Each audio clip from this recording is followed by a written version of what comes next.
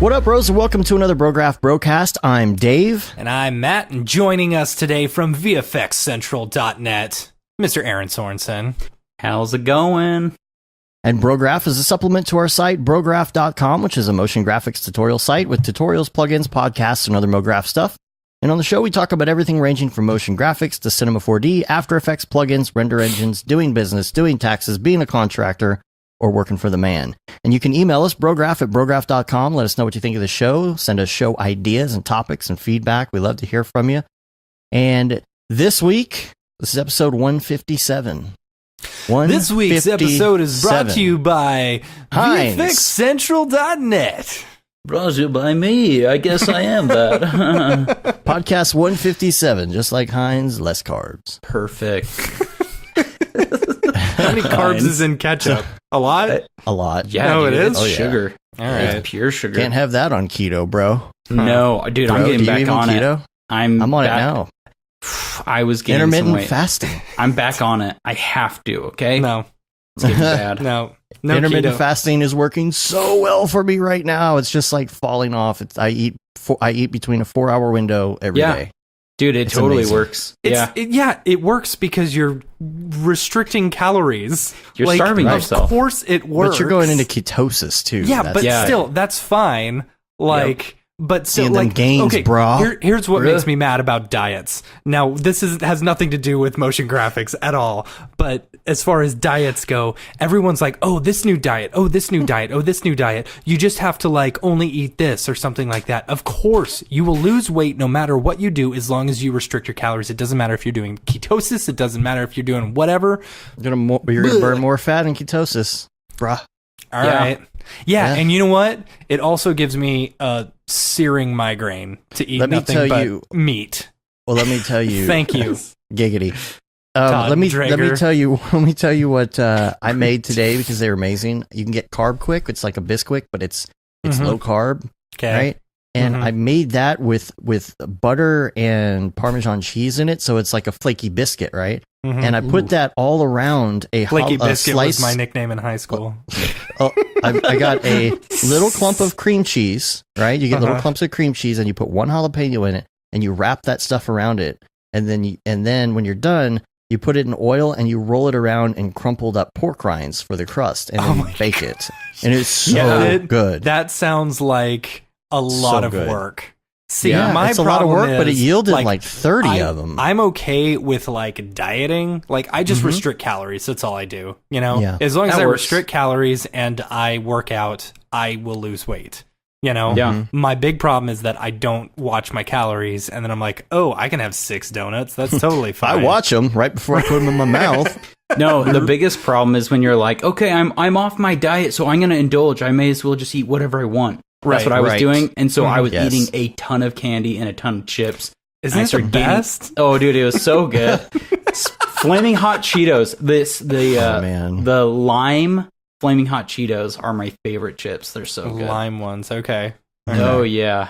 Except for if you eat too many, you'll go to the hospital. That's what I hear. Chance the Rapper, I think, the rapper. Yeah, I think one of those guys with tattoos all over his face. Yeah, he went to the hospital because he ate too many Cheetos. So man, beware. Weird. First world problems, right? Too many Cheetos. Man. So let's talk about you a little bit. Okay. Yeah. And what you do. You got VFXCentral.net. That's your site. You also work for The Void, correct? Oh, by the way, Aaron, I meant to tell you this. We used a bunch of your stuff. We bought some of your stuff and used it for the Busch Gardens Halloween stuff. What the crap? You guys didn't tell me. Yeah, like explosions and lightning and stuff like that. Oh, yeah, it's good stuff. Yeah. Oh, dude. Thunderbolts and lightning. It was very, very frightening. I thought about hitting you up and just saying, "Hey, can you give me this for free?" But then I thought, well, it's cool. Gosh, dude, we gotta support our homies, bro. That's right. I would have supported you guys and hooked you up. Unless that came out of the budget that I gave you, then I'm okay with it. Just kidding. So, so The Void is the parent company, right? That's the name of the company, or is the name of the place The Void and the company name is something else? Or no, it's just all The Void. The Void. Okay. The Void. Yep. And so, what are the locations now? So right now, I'm trying to think of all the locations. I think you should step back and say what the Void does, really. Yeah, that's true. Okay, that's For true. those who do not know. So the Void, if those of you that are listening or watching or whatever, go Google the Void. The Void is a VR experience, location-based VR experience, and essentially whatever you see in VR, you can touch and interact with. So we put a group of 4 can go in together, and they can see each other as their avatar. They can interact. You can hand each other stuff. You can. If there's guns or whatever, you can blast each other. We have like the ground shakes. We have like fans. We have smells. It's like every time I do it, still to this day, I am like, man, it's so immersive. It's crazy. And we've worked with when people talk about Cinema 4D, this is the 4th D, right? This is the 4D. No, it's insane. It's crazy. And yeah, and we're doing some fun stuff there. Like like it's cool because you're not tethered. Like you have the backpack and you have the HMD, but it's nice because you don't have a cord, and so you're just free roaming. Right. And so it feels very immersive. And we've done Ghostbusters. We've done we worked with Disney on Star Wars, which was really cool. And so we're open. Ghostbusters is in Toronto. Yes. Right? Yep. I've been to that one. Yeah. And then Star Wars, where's the Star Wars one? That one's outside of downtown Disney. Yes. In Disneyland, right? It's in downtown Disney. So we have a Void location in downtown Disney Springs, and then we also have it, I think it's in Glendale, it's open, and in Vegas, it's open. Anywhere else we have a Void, I think we have Star Wars right now. Cool. We also have one at Cinemark, at the headquarters in Cinemark, Plano, Texas. Plano? Oh! Yeah. I'll have to go over there. Is that the Star Wars one? Yes, sir. Oh, yeah. all right. Yeah, need to go to that one. Yeah, it was awesome because... how old do you have to be to do it? Field trip. You just have to be taller than 47 inches, I think. Yeah. Oh, he's not 47. I was thinking I could take my kid. Yeah. I don't think he's 47 It's not really inches age, yet. it's more just the height. But Yeah. And then we announced, I don't know how long ago, but we're doing Wreck-It Ralph experience. Oh, nice. Yeah. That has been officially announced, so I can say that. Yeah, so we're doing Wreck-It Ralph. That could be fun. In like a video game world, you're walking in like a 8-bit world or something. Yeah, you're going into the internet. So, yeah. Oh, yeah, that's going to be cool. That's cool. So that's some stuff that we're working on right now, and I don't know what has been said, so I don't know what I can say. Yeah, but that's all right. Fine. Yeah, you don't got to take yourself in trouble. We'll talk about your site more. How about that? Yeah. Sweet. So VFXCentral.net, you just announced your new VFX crash course. It's not out yet, right? No, not out yet. It's coming out this winter. I said winter because it's still being finished, and I'm trying to see. There was your mistake, dude. You got to say come in 2019, and then you got like a whole year to work on that. No, I'm not doing that. I'm committed to this winter, and because I'm at the very end, but I'm trying to decide if I want to do like a where people can have access, and then more and more, comes out as I finish it. Since I'm at the very end, and so. VFXCentral.net, you can go to our courses, or you just go to www.vfxcrashcourse.com. So cool. Yeah. All right. Well, let's play the trailer here real quick, and then we'll talk about it. Have you spent hours at an expensive school or searching the internet to learn how to create a visual effects shot from beginning to end? Did you leave feeling frustrated or stuck without the skills you needed? I did too. Which is why I want to share the knowledge I've gained with those of you that are stuck in the same boat I was. After 15 years of learning and working in visual effects with companies such as Disney, Sony, Lucasfilms, and more, I've taken my experience and knowledge and created a jam-packed online training course. In this lesson, we're going to be talking about where and how to get inspired, concept artwork, planning for our shoot, finding and working with clients, cinema dynamics, and simulation. And we have our tracked footage, so let's bring them together in Cinema 4D and render them out using Octane Render Engine. The difference between layer-based, and node-based compositing. So what is a VFX supervisor? Really good reason why a director of photography needs a VFX supervisor when we're shooting something like this. My name is Aaron Sorensen, and this is the course I wish I had starting out in visual effects. Not only am I going to take you through pre-production, production, and post-production on how to create a cinematic visual effects shot, I am also going to help you learn how to get clients and work as a full-time VFX artist from home or at a studio. This is the VFX Crash Course. It's one interesting thing that you talk about on your little teaser video is that hit me close was, graduating from college and being like, I have a degree. I feel like I should know everything. Why don't I? Yeah. Oh yeah. So I think a lot of artists are in the same boat. So I was going to college and I was working full time doing video as well. And I had this expectation, and maybe I was naive, that I'm like, I'll go to college and these professors are going to be the guys that are going to show me how to make like VFX. I had that thing in my head, and going there, I realized that they had no idea what they're doing. And I was trying to get put into the more advanced classes because I wasn't learning anything and they wouldn't allow it. And then I actually had professors have me stay after class and teach them. That's funny. Wow. So that's when I was like, this is not a good investment. Like, I am working in my career, but I'm going to school because everyone says I need to have a degree. And then I'm not learning anything, and I'm paying my teachers that I'm teaching. So it like all kind of was just like, this makes no sense. And so finally I was just like, I'm not doing this anymore. And I think halfway through a semester, I just completely stopped going. I didn't even return my books, which I should have because those are expensive. Yeah.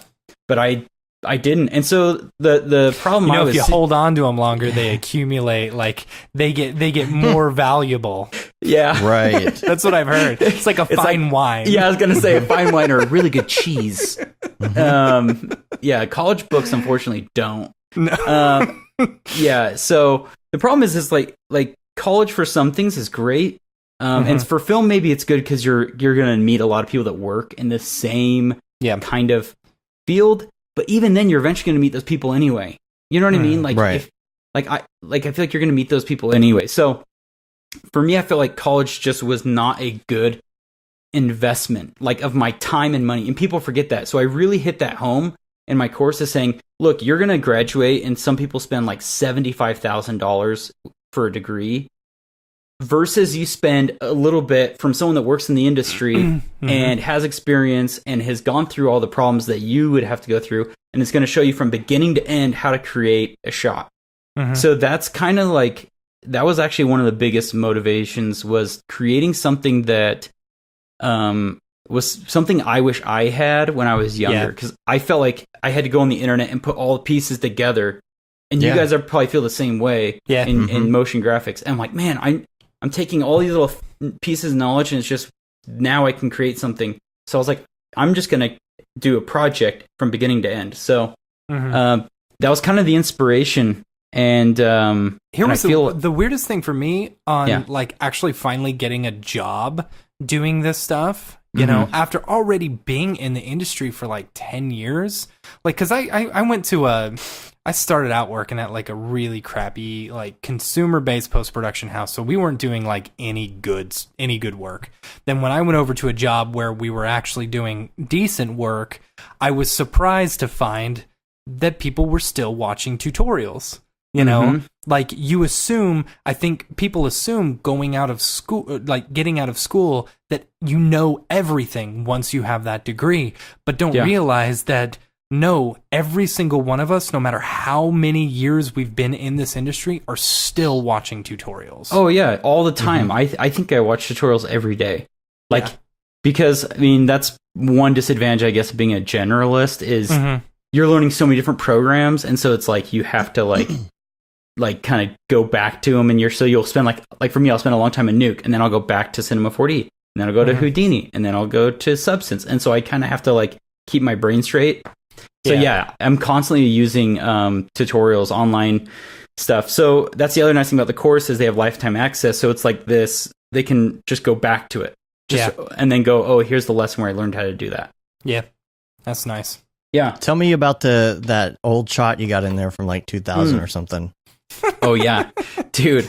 So this is actually kind of a fun story. And I think I told this at Seagraph, but when I was younger, I was so desperate to make cool VFX that I would export every frame out of iMovie, like the first iMovie, and bring it into Photoshop, and I would paint on frames, and then I would like overlay, and then I'd paint, and then I would export every frame and bring it back into iMovie, and you would just see my time would be like tons of little images because I didn't know about image sequences, and so I literally put every image in, and then I learned about After Effects, and I actually was on an old website called FX Home. I don't know if anyone knows about it, way old, but and they had a program called AlumDV, and that's where I actually chatted and hung out and worked with the guys at Corridor Digital. So Sam and Nico. Yeah. Sam and Nico, they were on FX Home, and we would, like, I did some VFX shots on some of their stuff when we were younger, and it's just crazy. And then they became Corridor Digital. And you're like, what? How old are you?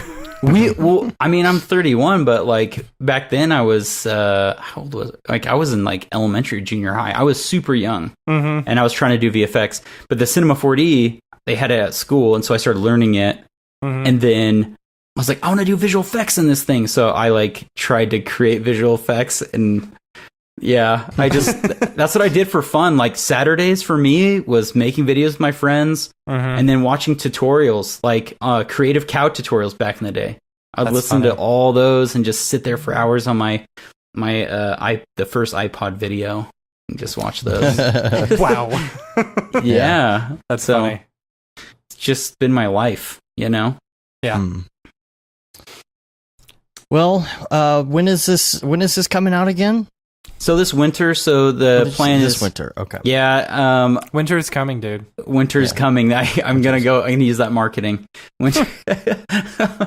Yeah. So it's, this winter, and I've been just cranking trying to get it done. I'll probably have it done before then, but it's a lot of setting up the launch before, cause that's really important. So, the launch to that should be pretty good. Of course, we'll have a launch discount if you're on the email list. Ooh. Yeah.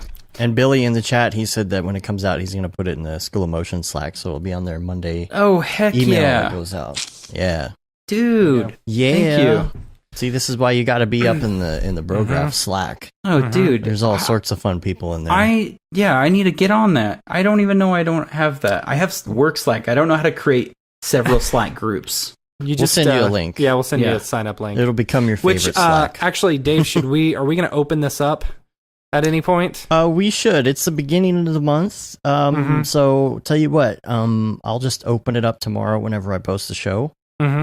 Or I don't know, we'll say like a week. Yeah, let's do a week. Yeah, okay, we'll do a week. All right, and then we probably won't open it up again. If you've listened to this beginning of the year. And it's a week old, sorry. Or you could just just email us. We'll be nice. Yeah, we're just trying to keep it. We're just trying to keep it at a pace to where everybody knows each other. Sure. So we don't want people to flood in, too much there. Yeah. Audio last week. I apologize for the audio last week. Man, it was hell. It was audio hell for me. Marty Kane. Who's that? Yeah, Who's Marty Kane? Marty Kane. He's Kane? He's a guy at oh gosh, now I'm forgetting because I'm on the spot. But he does music videos and does a bunch of VFX goodness. Yeah. Cool. Yep. Hello, Marty Kane. I had tons of problems with the audio because my audio was bad on the live stream. Then I had problems with Sage's audio. I had problems with David's audio. I spent hours trying to get it all working. But I think everything is worked out now. I think everything is good. Like if you're watching this live, it should sound pretty good now. So Simeon Design. I was gonna say I don't know if Simeon Design. Thank you. One thing about the course that I also wanted to, I guess, kind of touch on that people, because I've had people ask me what are you compositing in? Is it After Effects? And so this is just the one thing I wanted to touch on that hit it home is After Effects is great. It's fantastic for motion graphics, but I started hitting It's all this right like for motion graphics. I mean, okay, maybe it's not, but It's all right. but like the thing is once you learn nodes, and I would, challenge all of you motion graphics VFX people to jump into nodes. Fusion's for free, first off, so you can get it for free or $300, which is incredible. If you pay the $300, then you can export to ProRes from a ProRes PC. on the PC. Yeah, and Yeah. so Yeah. I know, and I actually bought. I own that version. Nuke is my favorite, but it's like $8,000, so kind of hard, kind of a big investment. But so I do teach Fusion and I teach Nuke, and I have a part of the course where I teach people coming from After Effects going to Fusion, or coming from After Effects and going to Nuke. So I kind of help you migrate. Like I literally go back and forth. I say, here's After Effects, here's Fusion, so that your brain makes those connections. Because a lot of the software is just like where things are. But the biggest difference, really quick, is so layers. You have just like stacks, and then you pre-comp them, so you squish them, and then you keep adding more layers, and then you squish them, and so you keep going deeper and deeper and deeper into these pre-comps, and it's harder to see and make adjustments on effects that are deep into those pre-comps, because then you have to keep opening them and opening and opening, and then you're like, oh, there's that. And especially if you want to copy something out of a deep pre-comp and bring it out and use it for something else, it's a huge pain. Yeah. Whereas nodes, it's like a tree, and it's just like you just see everything branch off, and so you can just repipe stuff in, and you don't need to go inside of each of those nodes because you can just see it all right there. So that was the biggest difference, I'll argue with you on that one. No, that's fine. Because I mean, I'm a big After Effects dude, and so I like Octane, we all like Octane, right? I love Octane. I like Octane because I don't have to use nodes, but moving over to Redshift, it has been a super hard thing to do. And like, it's not that I don't get nodes. It's just like you throw a whole bunch of nodes at me and my mind goes it gets foggy. Really? I have a really hard time focusing on one thing at a time and following a tree.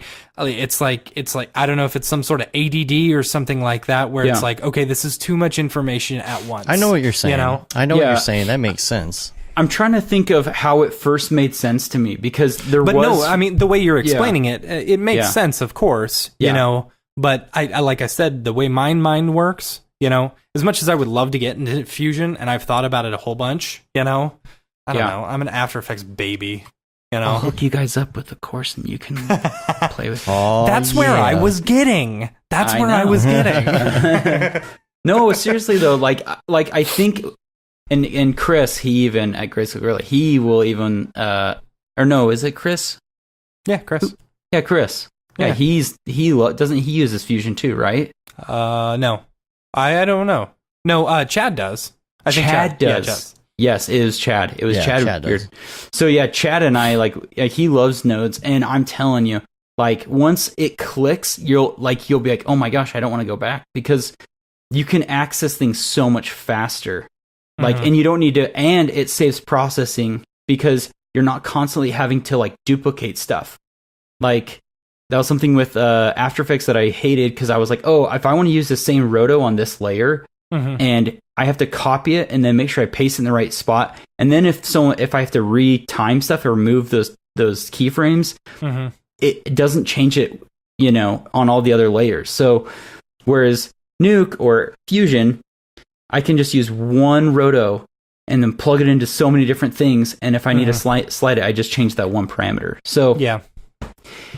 I'm a huge advocate of nodes. On that. I'm with you on that. I get it. I get the ease of use and stuff. Yeah. Like I said, I'll it's convert my brain. It's how my stupid brain works. No, dude. My dumb brain. No. Once you get it, it's weird, because for me it was a light bulb moment. Like I don't know, there was something I was working on, and then it like clicked, and I was like, oh my gosh, this is so much easier. Is there a hide all this stuff? Like, can you highlight a whole bunch of stuff and just like say, no, hide all this, I don't need to see it? Yeah, so there's groups. You can do groups, but another thing you do is you'll start learning just about like, so in Fusion they like to do, I think, from left to right, and you can change it to up and down, whereas Nuka's up and down. And you also organize things with what's called backdrops. And backdrops, so I'd create like a backdrop behind a bunch of nodes and be like, oh, this whole area is keying, and this is my D-spill, and this is my particle effects. But you can do pre-comping, and I think it's just like groups, and it just pulls them all into one. So there is that, but I like being able to access them, like, and look at it visually and know where everything is. So it's just quick, super quick. Word. Well, I'm excited to get my hands on your schooling. Dude, I'll take you to school, boy. Yeah. That's cool. So I'm excited. How many hours? Is the course? Oh, yeah. So far, I think it's 15. It's 20 lessons. Because there's like 20 lessons, and within each of those lessons, there are parts, and each of those parts are like an hour. So, jeez. Yeah. And some are like 30 minutes to an hour. So it's a lot of stuff. And again, I go through so many different like programs because I'm a generalist. So it's like the pre-production, we use a lot of, Octane, Photoshop, Miximo. We do like whole animation, and then we show that to our DP, and then we say, this is what we want to film. How do we film this? And then he goes, okay, we need to set up a light here, here, here. And then we go on set, and we set up the whole shoot, and we talk about some of the things on there. And then we take it over into post-production, clean it up, and then we do all the final stuff and make it look really pretty. And then we sculpt an environment. We use a 3D coat for sculpting. And then we do 2 versions of the project, which is one in Octane and one in Redshift. Oh, nice. So we have 2 totally different scenes. One has a bunch of trees and stuff that I do with Redshift, and then one is like a desert scene with Octane. So it's really, and then I do compositing in 2 different softwares as well. Okay. So nice. Yeah, so it's a lot of stuff, but it just kind of helps so that people can. I also want this to be like a little sample, so people getting into VFX will be like, oh, I like the sculpting aspects, or I like the rendering, or I like doing the animation or tracking, and so they kind of get to get a taste of each of the process of VFX, creating a VFX shot, and maybe they can dive deeper after that. So, and who knows, in the future, maybe we'll have some more courses going deeper into each of those pieces. Nice. That's cool. Yeah. That's cool. It's a lot of fun. So, speaking of render engines, let's go to Ravcock. What's your flavor? What's your flavor? Render engines. Let's talk about some of these. First of all, I would like to talk about Octane for a moment. For sure. And some of the things that I came across with Octane this week. So, okay. So I talked about if you want to lock your resolution and you want to have the bars on the top and bottom in your Octane window in your live viewer. Now, what I'm trying to figure out is if you go to the camera settings and you turn on like the opacity 100%, so you have kind of like black bars over the section of the render that you don't want to see in your live viewer. Right. Is it still technically rendering the stuff behind it? Yes. Because that's going to take more in your viewer. And I think it might have been Billy, somebody said something about that on Slack. So, oh, really? So I think like the best thing to do is to lock your viewport. But then, of course, what happens is if it's too big to fit within the window, that's the only thing that I ran across. You'd have to change your resolution within your render settings. Yeah. Zubair says it still renders it. So oh, interesting. I think that might be a better way to go because I'm realizing that my cards are working more than I have to when I'm doing these previews. Yeah. So there's that. And then what else did I come across this week? Let's see. The denoise is working really well. I've been working on a night scene, and I've got a lot of instance lights. And if you do like 100 instance lights in Octane, you're going to have a bad time. It's going to get noisy, right? Yeah. So I'm sitting there rendering 500 samples and then letting it denoise, and it's a nighttime scene, and it is beautiful. Yeah, the denoiser is really great. Like I'm really liking that. Yeah. I did have a weird GPU color setting thing this week. I was trying to do the live stream with Liam because I wanted to learn some Redshift stuff. And once we got going, we realized that the computer just could not handle Redshift and stream at the same time. And I'm like, well, it should, because I haven't had this problem with the laptop. So after chasing a lot of things down, I realized that there's just this weird like window handler or something in Windows 10 that was taking up like 50% of my GPU. And you got to go into all your NVIDIA settings and stuff and look at that, because sometimes it's just sitting there using tons of GPU power when it doesn't need to be. Well, is it also because Redshift uses some CPUs too? Because I know it does use CPUs as well. It was mainly that it was okay, except since Windows was taking like 50% GPU for something else, it was just freaking out. So you really have to keep an eye on like anti-aliasing and all these color settings, and make sure that your color settings are right. I got it all working. Of course, now it doesn't matter because now I've got another card in here. Yeah. That's what I wanted to talk about a little bit. So I was going back and forth because I built the system with a 1060 in it. Brand new system with a 1060. And the reason is I wanted a placeholder graphics card until I got a really, really nice like 2080 Ti blower on the back, all of that stuff, right? And I'm to the point now where we'll tell the story about the 1060. So here's what happened with the 1060. I've been working on this really large scene, right? It's 5 miles of highway. And it's all like instancing and just heavy render instancing for traffic and all this kind of stuff. It's this giant 5 mile scene that only has like 2 million polygons in it, right? It's pretty massive. And so it was working just fine on my laptop on a 1060. And once I got to a certain point on my new system with this 1060, it started freaking out. And I could not figure out why. It's one of those things where it crashes and you get a different error every time, and you got to restart Cinema and you try it again. And then it's like, okay, well, what's the problem this time? And you get a different error and you're like, well, I just don't know how to fix this. So what it came down to for me is that when I had a scene that was basically like empty and I was still getting errors, I mean, we're talking like I would add an octane texture and the scene would crash, right? Oh, dang. So it was to the point where I was like, I got to figure this out. The main thing that I figured out is that I was having an error in this is Octane 4, so you got take it with a grain of salt. But the error that I was having was that it was like a memory leak problem, and it had to do with out of court geometry, because I was pushing the limits of the graphics card before. I knew that, but it was trying to do more than the card could take, and it was trying to push it to the computer by doing out-of-core geometry, out-of-core textures, and whatnot, which should work. The problem is that it's not working. So something is causing a memory leak, and I'm like, okay, well, if that's the case, let me turn it off. So I would turn off the out-of-core, and then it would say I'm out of memory. I'm like, okay, but it's not crashing. It just says I'm out of memory, but not crashing. So I'm like, okay, well, what's going on? I look at this and I compare, and I'm going back and forth, and I'm like, I did not realize there is a 3 gig and a 6 gig 1060.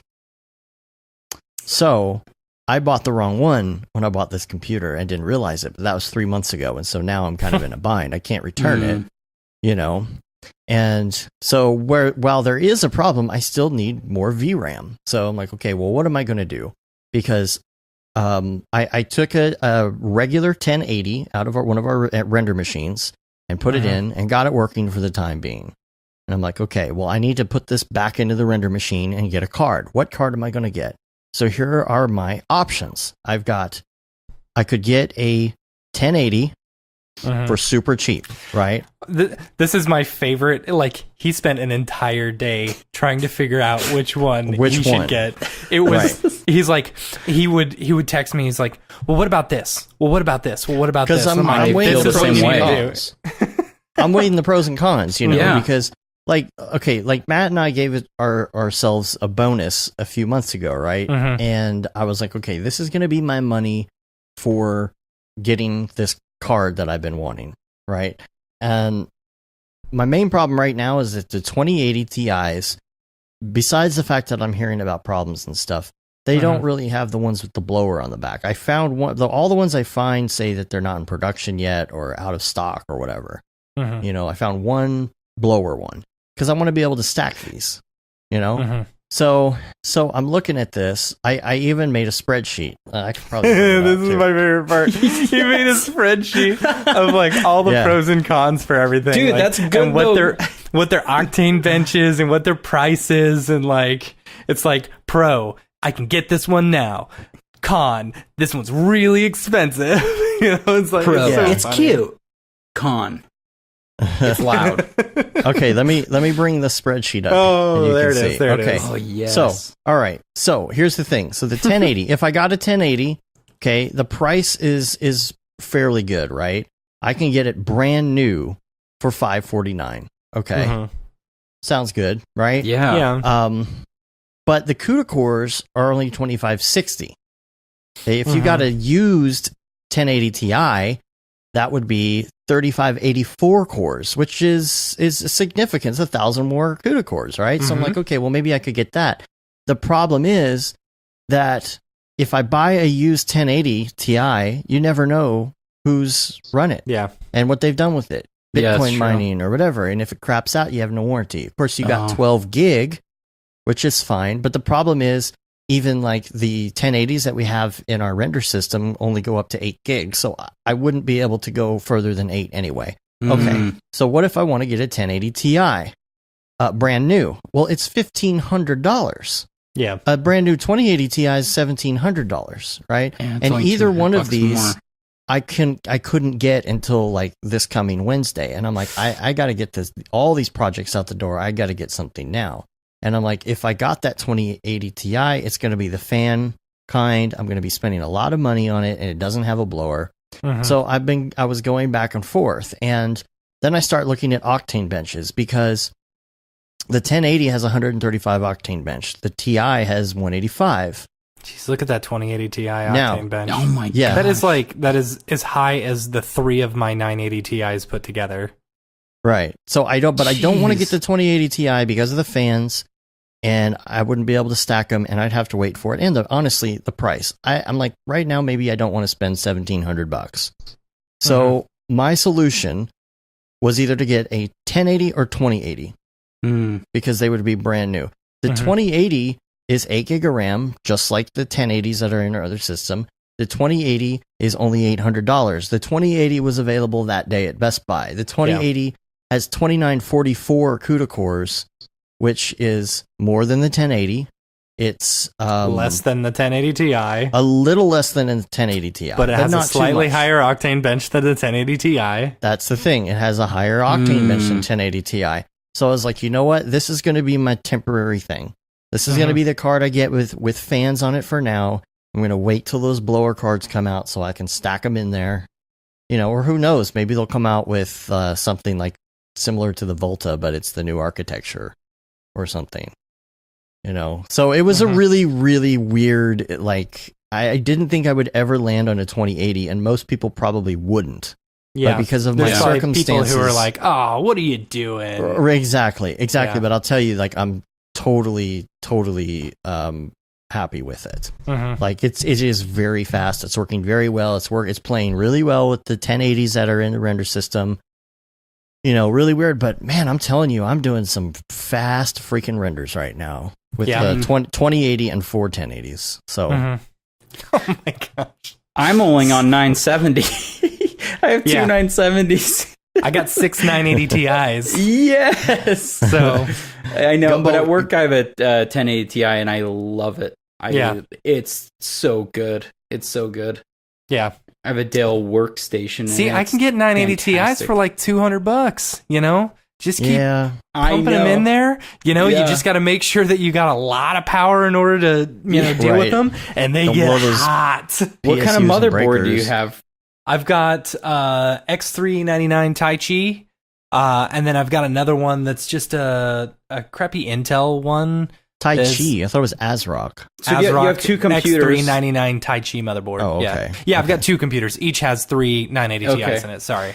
See, I don't even, guys, you're going to laugh. I don't even know how to, because I want to build a whole new computer, and I don't even know how I would use my old computer's computing power. I don't even know how. Is it GPU? Yeah, they're GPU. Yeah. Yeah, you just. Oh, well, that's easy with Octane. Yeah. I mean, you'd have to have another license. It's easy with Redshift, too. That's what we do. Do you just, how do you network them? I'm that guy's. It's so easy. Yeah, I mean, you need another full license. You can't do the subscription one. But you'll want them on a gigabit wired network. Yeah. If you do it. And because it's got to send all the program data and all the textures and everything over. You don't want to be doing that on Wi-Fi. Okay. Yeah, no. no, It'll I take do forever for it to finally come up. And I can even use my 1060 sometimes if I'm not doing a big project, as long as I'm not going over 3 gig. But we're going to take that card out and build a streaming rig with it. So, is there any good tutorials out there on how to build a rig like that? And if not, you guys should do it. You could go to thesagery.com/builds, and it will tell you a whole list of good builds that you could purchase. All get the stuff. The ramen noodle build or the ramen noodle. I love depending ramen. on how much you want to spend. You know. And then as far as networking, man, it's nothing. It's like you open networking and it sees the other one and you check which GPUs you want to use on the other computer. Like it's networking 30 seconds. It's so cake. Comes right up. Yeah, I'm telling Billy you. says if you join the Slack, we'll help you find out. Please, Billy, help me. There's a hardware channel, and there's a hardware channel. Billy basically runs that thing. Oh yes, dude. Please, someone help me. Yeah, Sage. He's the moderator of the C40 subreddit. He's also on our Slack and stuff like that. Okay. Sorry, I just ran upstairs. So, fat me, because I don't do keto, I'm out of breath. But anyways, he's got a bunch of different builds where it's okay, you can, if these are specifically tailored to motion graphics or VFX, not these aren't gaming rigs, these aren't whatever, No. So, so he's got a whole bunch of builds based on, whatever your budget is. Oh, now you have to build them yourself, but it's all the pieces. Yeah. See, I came up with a wish list when I did my first computer, and then I brought it to PC Laptops. It's I don't know if you guys have PC Laptops, but it's a local computer company. Okay. Oh. Yeah. Because they have lifetime warranties on all parts. So I had one piece go bad, and then they replace it for free forever. I'd be like, can I get a bunch of 2080s, please? That will last forever. Yeah, and if they break, they will replace them, which they've been awesome because I've had a piece go bad and they were pretty good to fix it. But yeah, buy a bunch of 2080s and just mine cryptocurrency like crazy. There you go. Just they'll pay for themselves. I just as want they lose their fast value. Computer. It's never fast enough. Do you guys ever? I mean, I have a Dell workstation. I can't remember which one at work, and I love it. Mm-hmm. Do you guys ever? Has anyone maybe in the chat or anything bought one of those box workstations? I know ILM. I think I don't know. ILM. I know uses them. They use Quadros and stuff, but I just am curious if anyone has a box and if they love it. I have no idea. Okay. I think No, most of the not that people in our Slack, they're all building it themselves. Yeah. Because the thing is, you're gonna spend $5,000 to $10,000 on a box, when you could spend our Mr. Meeseek's machine that we built, was $5,000 and it's maxed out. The one that I did was $2,300 with the 1060 graphics card. Oh, dang. Mm-hmm. And I just spent the extra $800 for the for the 1080. So it was basically $3,100 for the system with a nice Threadripper in it, a 1060, a 1080. It's super fast, and that's a M2 hard drive and an SSD hard drive. And Billy says he's used box stations when at freelance at studios, and they're fine, but not cost effective. Yep. See, that's what I was saying. Okay. They're like the Mac of the PC world, right? Yeah. I don't know. I've never worked on them, so I was just curious if anyone's used them because, they claim to be the best. Yeah. Yeah, dude. I mean, I'm willing to, my next computer, I'm saving up. I'm I want to spend around $8,000 to $10,000 on a nice PC. Oh, you're golden. Yeah. You get the latest Threadripper. You Yeah. can put some Get 1080 Ti's in it, or 2080 Ti's. 32 core 64 thread ripper, Okay. and like get 4 2080 Ti's in there, dude. You'll Yes. have money left over. to Will go that to fit in the Disneyland. X399 board though? Technically, if you had blowers, I think guess, but they're gonna be hot. so. Yeah, I don't know. Yeah. That's Soul the dream. Ripper. That'd be I think that amount, cuz dude, get this. Back in was it 2009 or 10? Mm-hmm. I bought a Mac Pro Tower, okay? Me too. Yeah. It was I'm still using my 2009 Mac Pro yeah. Tower. Yeah. Dude, I it was still like use it as a 10 server. grand. That back then it was like 10 grand. Yeah. And that thing sucks. Like Yeah.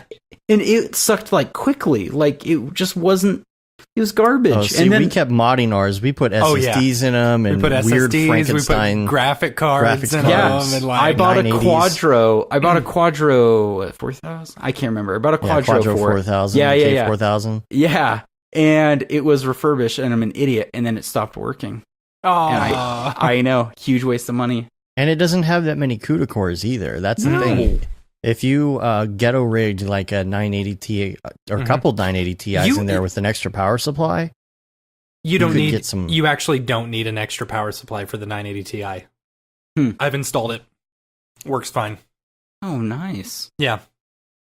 Okay. Anyway, I need put me on the Slack. I need to get on the Slack and Yeah. talk to yeah, Billy. we'll get you in there. As soon as the show's over, we'll do that. Okay. I'll Yeah. send it now. Thank you Cool. so much. We could keep talking about companies that disappoint us, like Adobe. Yeah. Let's do that. Let's do it. Okay, I will say before you do that, I downloaded. So I've got a couple of, like, I don't know if you want to call them. They're not really interns, but sometimes they're not getting paid. Well, they're contractors. Contract interns. Yeah, there we go. That's a good one.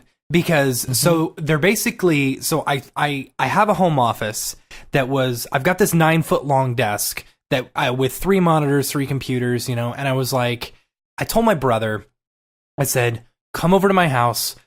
You don't have to have a degree to do this. I will teach you everything that I know.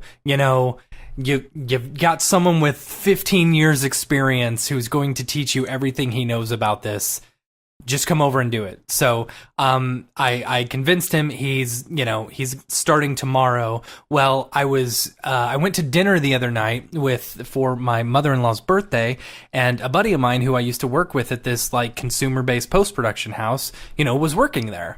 And I was like, hey, what's going on? Blah, blah, blah, And so we were talking. He's like, yeah, I'm kind of looking for a new job. I said, dude, this work? Come over to my house. I'll train you to do some stuff, So basically taking on 2 apprenticeships, And so I set up, I spent all weekend, redoing my desk and stuff. I split the 9-foot into 2 working stations, and then right behind me, I set up a whole nother desk with my laptop, and it's running on my iMac that I complained about from the very beginning of the podcast. It is now being used as a monitor.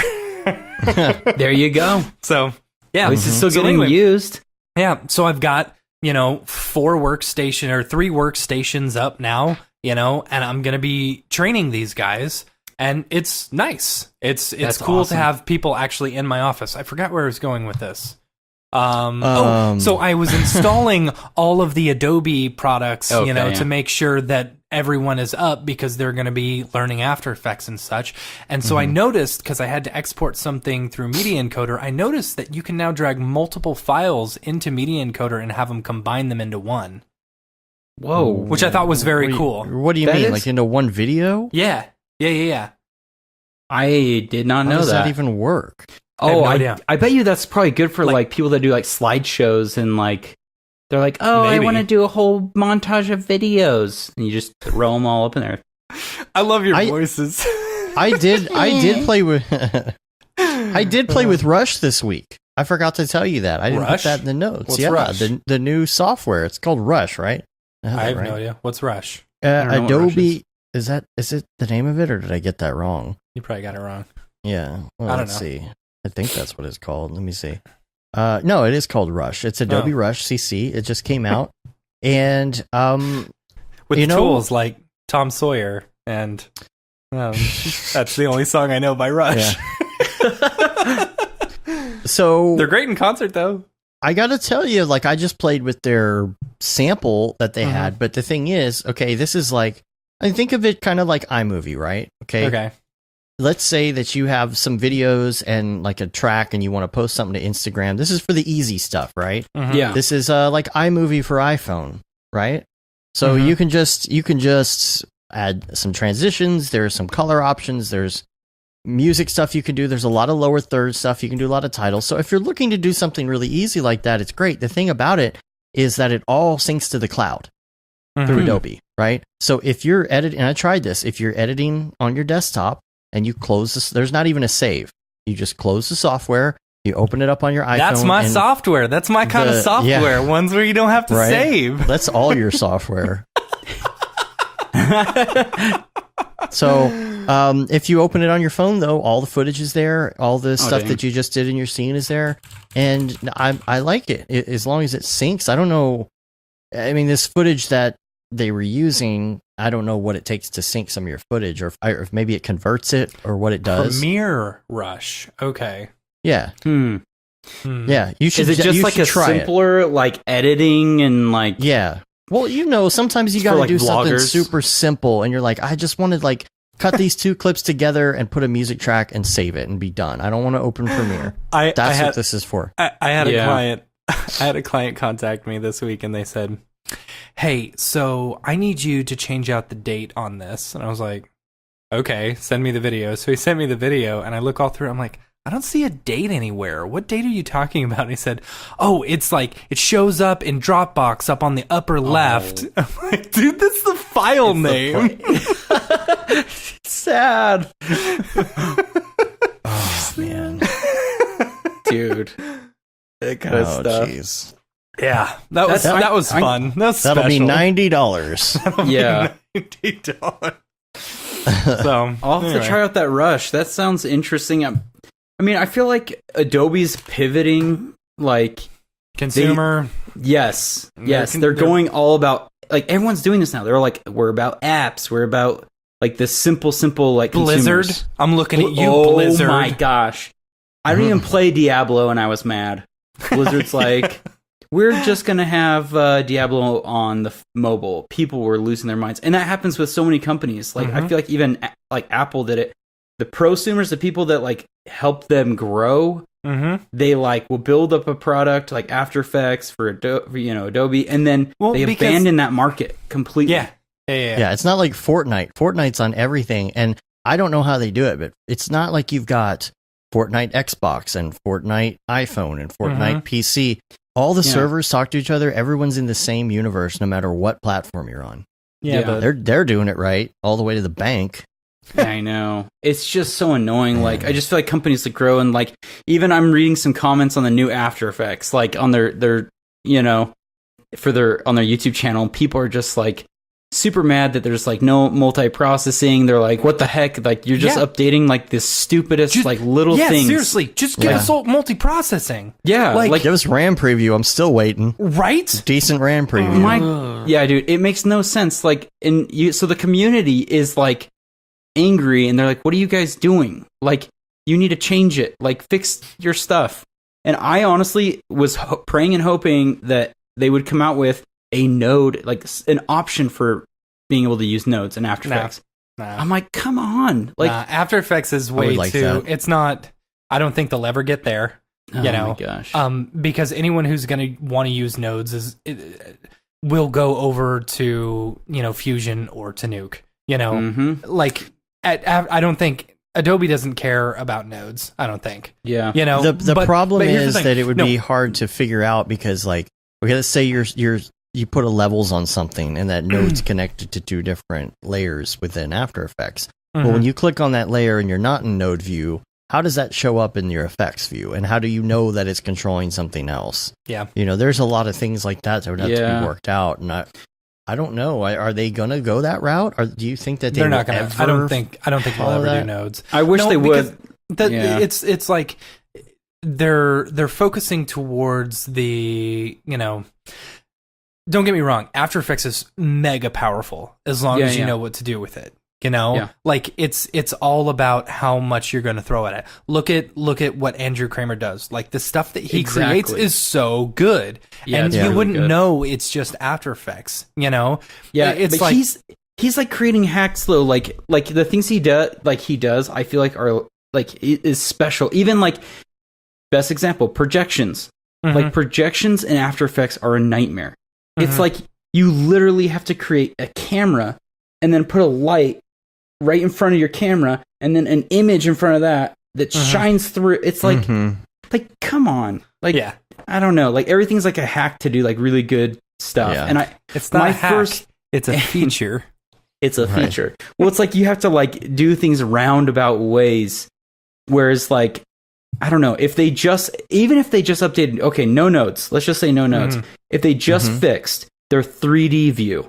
They fixed the 3D view so it's easier to navigate. God, So their 3D view is it's just terrible. an abomination. like Yeah, even It's if awful. even if they had it the same, like you could set your like your settings so that it navigates the same way as Maya or Cinema 4D, so you could like pan and like look around quicker, or take in just a plane and then bend it and manipulate the edges and then project on it, stuff like that. Just give us at least that. Like, but I feel like they just don't care, and they're like, we have this thing and we're gonna keep it as simple as possible. We don't want it to actually like get better. Like it's really odd to me. I don't get it. I think I don't know. I honestly don't even think that they'll ever get multi-threading down. You know, like I just want to be able to render quicker. Yeah. You know, why is it so hard? Why does it take me 2 hours to render something that is, you know, because okay, so this week, excuse me, I've been doing a lot of work for Samsung for one of their phones that's coming out. Yeah. And so all the footage that we shot on green screen was 4K, you know? So it's like, okay, so we bring in the 4K footage and then I got to key it. All right. Okay. They didn't light it well. So I've got to create some rim lights, you know? So I've got to do fake ones. pre-comping and like, alpha mats and stuff like that. Yep. Oh, okay. Now that I finally got it keyed, I can't even play it. Nope. It's like my machine is Yeah. pretty fast. I should be able to play this. And you know what's the most annoying thing?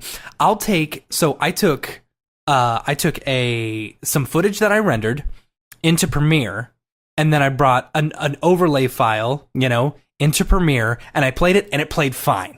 Yep.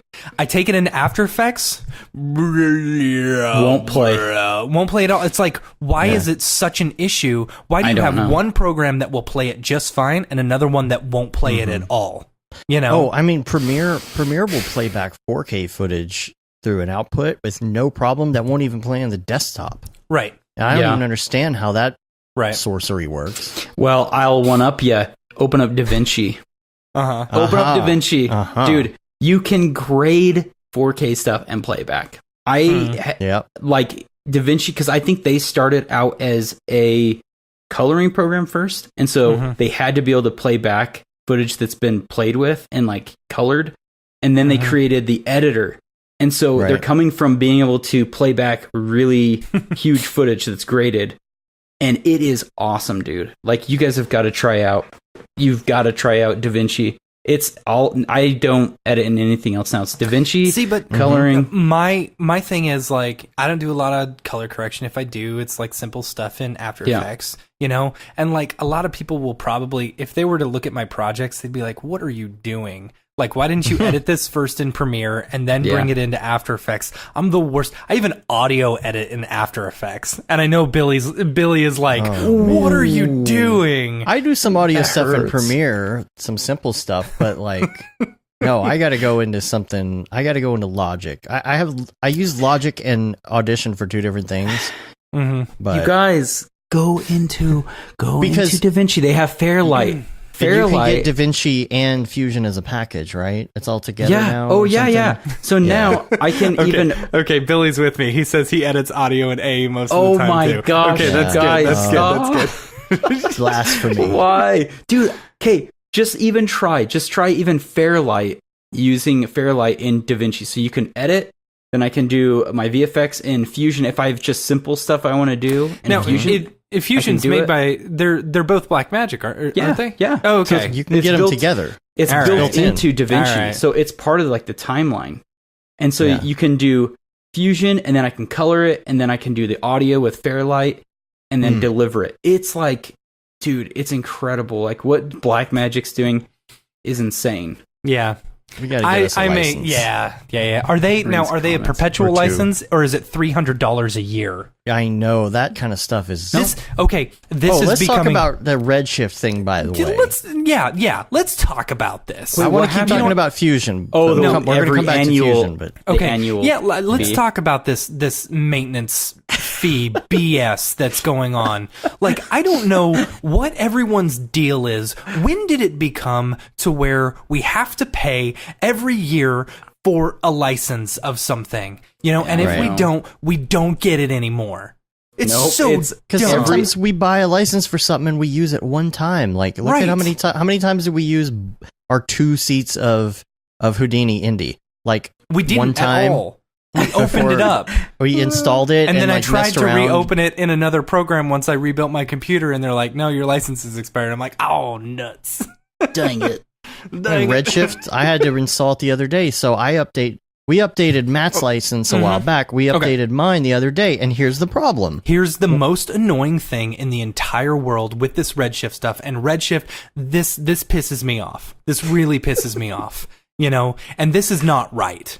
You know, I understand that we can use the previous versions once it expired, but if I should not, once I renew it, that time should start over. You know? They don't do that. No. They make it start over from when it expired last. So Yeah, if it's so if it's if you wait- 364 days later, Right. you'll get it for one day for $300 For $250. for $250, whatever Yeah. it costs. Otherwise, you got to spend $500 on an entirely new license. You know, Oh it's my like, gosh. it's like just, it's so stupid. That is dumb. It's so dumb. I just It's renewed like- my Redshift. I have to. It's like when you forget to do your vehicle registration.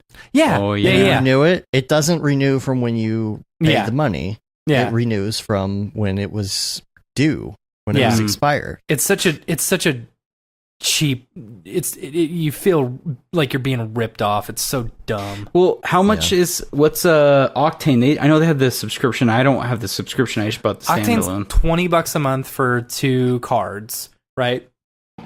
Mm-hmm. Or Soon to be free for 2 cards when version 4 comes out. Is that right? No. I thought it was. It's going to be free for, what is it? I think it's probably going to be free for Blender and Unity and maybe Unreal once they get Unreal, or if they do Unreal. They're going to After implement Effects. it in Blender. After Wait, Effects. After But Effects. standalone is free though for 2 cards. No. No, Wait, standalone wait. isn't. No. I thought it was gonna be. Hold on, wait. They're doing After Effects in Octane, Yeah, Oh, yeah. yeah. You can you can actually do it now. but they're not like going to fix Octane's 3D stuff. What do you mean? Like After Effects is like their 3D like viewer. Like I know how they have their own. Oh, little After editor. Effects 3D no, stuff, no. I think it. I haven't messed with it, so don't quote me on it. But Okay. I think you may just be able to bring in Orbix files into After Effects. But I could be totally wrong on that. Okay. You know, and there's a good chance I weird, probably dude. am. I just haven't opened it. You know, And with the version like for Nuke and stuff too, like eventually the plan is like if somebody's working on a scene, Mm. it's just auto updating within your Nuke.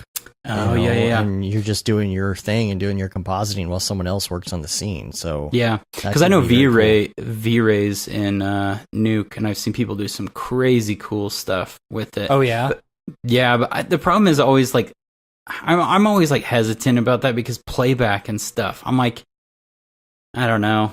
yeah. Yeah. That's always the weird thing. Like, I don't even like bringing tons of geometry into Nuke. I try to bring in the least amount, or like proxies, like really, really low poly versions of stuff, Mhm. because it'll bog it down. Yeah. Mhm. I don't know. I mean, here's another thing that pisses me off. yes. Here's another Welcome thing. to You know what really Matt's grinds my soapbox. gears? So I got an email from who was the company? Todoist? Was it Todoist? I'm gonna call it. I'm gonna say it was Todoist, even though it may not be.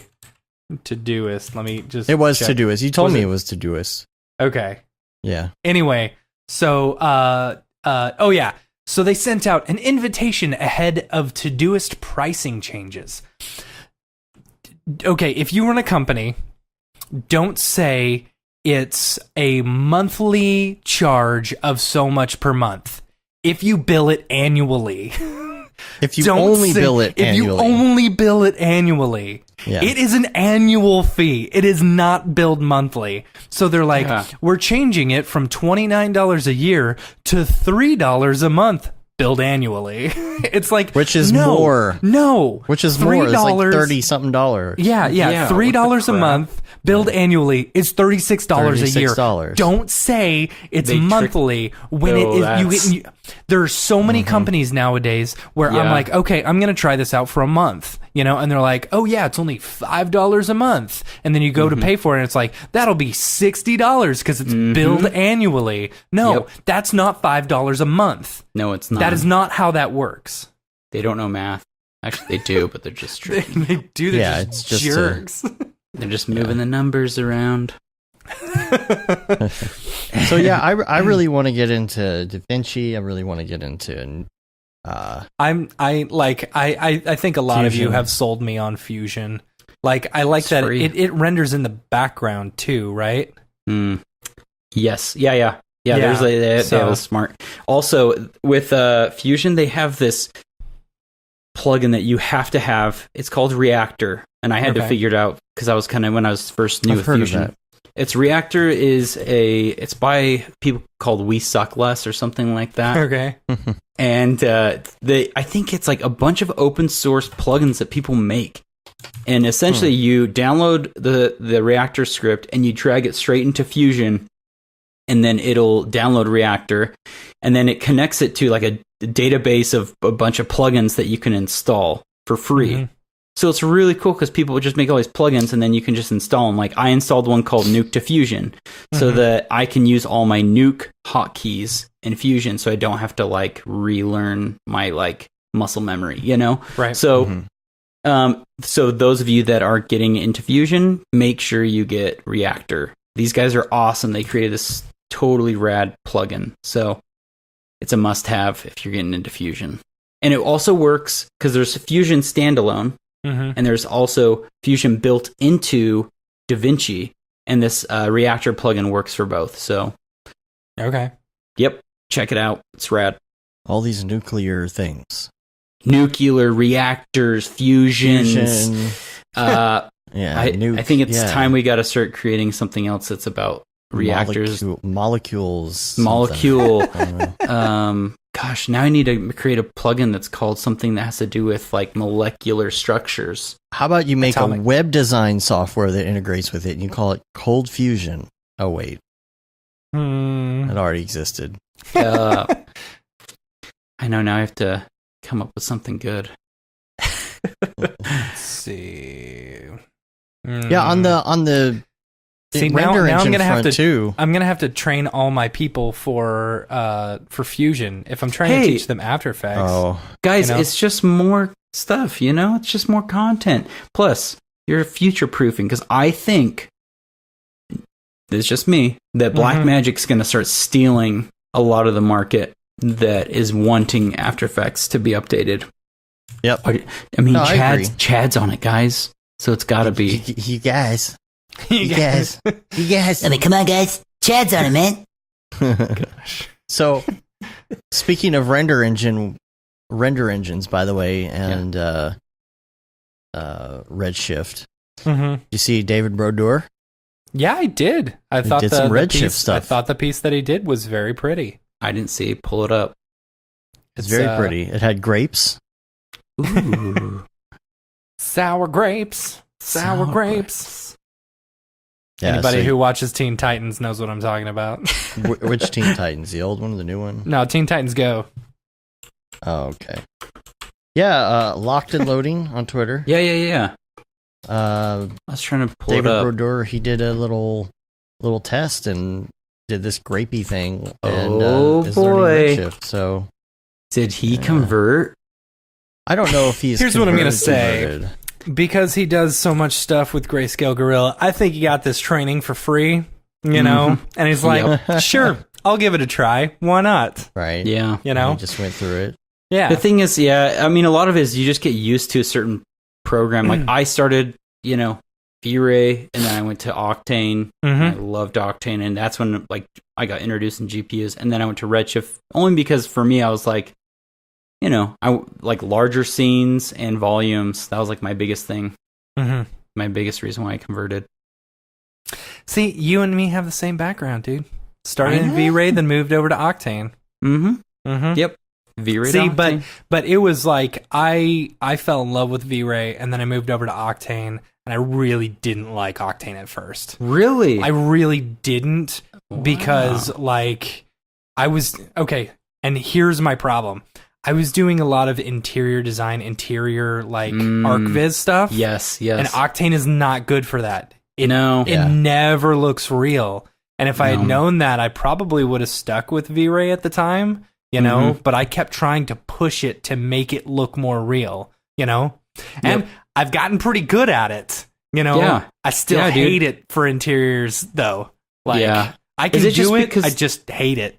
Is it because of the way that it doesn't like to do multiple bounces? Yeah, basically. Yeah. And portal lights don't work for crap. Your portal materials don't work at all. I was doing a test the other day and I was like, this is not working. This doesn't work. So have you guys played in Arnold? And I have. What? Yeah. Okay. Yeah. I played with Arnold. I liked it. So Arnold to me, I like Arnold. I like it. I like it more than I do Redshift personally, but it's much slower, of course. Yeah, it is. I think you get a much more realistic looking picture quicker than you do with Redshift. Yep. Or not quicker. No, much slower. But you get a much more realistic looking picture through Arnold than you do with Redshift. And the learning curve going from Redshift to Arnold or even V-Ray to Arnold, it's nothing, Yeah. Yep. For me, I think anyone who's getting into Cinema 4D, who's jumping into a render engine, needs to either learn Arnold, V-Ray, or Redshift first before they jump into anything else, because that's going to give you a basis of those are all very similar. Yeah. Are they going to do GPU? I swear I heard that they're doing GPU rendering with Arnold, but I could be totally wrong. And there may or may not be a preview of it at DFWC 4D on November 15th. Yeah, in Dallas. Yeah. May or may not. I thought somebody told me he was previewing it on the live stream the other day, though. Yeah. Yeah. Chad Wait, are you serious? Yeah, Chad was showing it off. Yeah. The new Arnold GPU? Mm-hmm. Yeah, you got to come down to Dallas to see it. Yeah, dude. Gosh, everything's happening in Dallas. Yeah. That's right. Dang it. This render he did really great though. It looks it's like a still life, I guess. I have seen a couple of people do grapes lately, and gosh, if you can nail grapes, they just look it's so stupid. I feel like such a nerd, just being oh my gosh, look at those grapes. This is art. That's it looks almost like it looks beautiful. It looks almost like a painting to me. Yeah, it does. So it's gorgeous. I'm trying to figure out what that element is that makes it look like that. Is it the grain? Is it the? Maybe I think it's the atmosphere. Yeah, the atmosphere. It's actually got volumetrics because in Redshift you can do volumetrics it's a throwaway. Of course. Yeah. I was gonna say also, Redshift has a cool thing where you can kind of fake subsurface scattering. Yeah. With the backlight translucency or whatever. Yep. Dude, I do it all the Beautiful. time. It's such a quick way to make it look like you have subsurface scattering. But even the subsurface, you're not spending that much extra time on it, and it does really well. When I was watching I watched the HelloLux series, and I totally recommend it. The HelloLux series on Redshift. I watched the whole first one, and they went over subsurface scattering, and it's pretty cake. I know. It's so much easier to do subsurface in Redshift than it is in Octane. Octane, I still don't know what I'm doing. The thing is things I like about Octane is the displacement, super quick, super super fast. Very and I really easy. like really easy. And I really like their material editor. Their node graph editor is like so much easier than using stupid Espresso. Oh, dude. Like, yeah, tell me about Espresso, like I'll grab like a node and try to connect it, and it just won't snap. I Whereas, hate like, that. I hate that. Oh, it's so annoying. Whereas like Octane, It's they've gonna done change. a great job. I know it's gonna change. I know. I mean, I can see where they're going with the Yeah. with the node based materials and like that whole Mm-hmm. layout. They'll get there. Yeah, I talked to the guys at Redshift when we were at SIGGRAPH, and I'm like, can you guys please make a better like Yeah. material editor? Yeah. Please, because it's pretty bad and Use those new beautiful nodes that Maxon. I Yeah. know. Yeah. Just use those. Yeah. Yeah. So, but we were saying Arnold's pretty sweet, and someone said Corona. Corona's I haven't Yeah, played. Corona's great. Corona's okay, so rad. here's what I like about Corona. Corona, it uses all like the Cinema 4D like stock stuff. So like if you know Cinema really well and you want to jump into a render engine, Corona's going to be cake. It's going to be Really? super cake because you already know all the Try it shaders, out. you already know everything. And as far as CPU stuff goes, Corona is fast. From what I hear, it's one of the fastest CPU renderers out there. So I'll have to give it a shot. I haven't played with it. I know it can handle like instances, like they use it for like huge scenes, right? mhm. I don't know. I haven't heard that. I mean, is it Corona or am I thinking something else? I think You could do it Arnold. with a lot of Yeah, things you could do it. now. Arnold, Redshift, Octane. Yeah, I swear Corona was no. Let me just check. Yeah, because I swear theirs was meant for huge scenes, like really really large scenes with lots of stuff in it. No idea. I think you might be thinking Arnold. Maybe I am. Yeah. You're not Maybe doing I some am. pretty crazy scenes in Octane right now. I'm pretty impressed. Yeah. Yeah. I mean, the new instancing and multi-instancing and all the instancing stuff has gotten really good. Yeah. Yeah. So, Yeah. And Octane, I love their scatter. That thing's rad. It Yeah. is. Yeah. That thing's killer. Yeah. Yeah. Yeah. I've been doing a lot with MoGraph selections this week. Yeah. You know, because like on the road, for example, in this scene, On you've the got road again. you've got the painted lines, you've got delineators, you've got barriers, you've got signs, you've got all that stuff. And so what if you got 5 miles of highway and you've got like, I don't know, maybe a quarter mile where you don't want to have a certain kind of line in the road, you want a different kind of line or a solid line or a double white line or something like that. Well, you could just go to where you've got these cloners and you can paint it and do a MoGraph selection tag and it just disappears. Mm-hmm. Yeah. And it's perfect. It's perfect for that kind of stuff. Yeah. Totally. Yeah, it's pretty awesome the stuff they're doing. So we talked about Adobe's updates, talked about layers and nodes and stuff. Matt, you've got some links here. You've got Oh yeah. Matt's links. Time for another Matt's links. A couple that I've got here. A couple of the folks from the Slack channel have been posting some links and stuff like that. One of them is Oleski. I'm going to mispronounce this, and I'm really sorry. Oleski Voznesensky. I think I got pretty close. So, ace5studios.com. They just released. He just released a really cool thing called the Arms and Legs pack.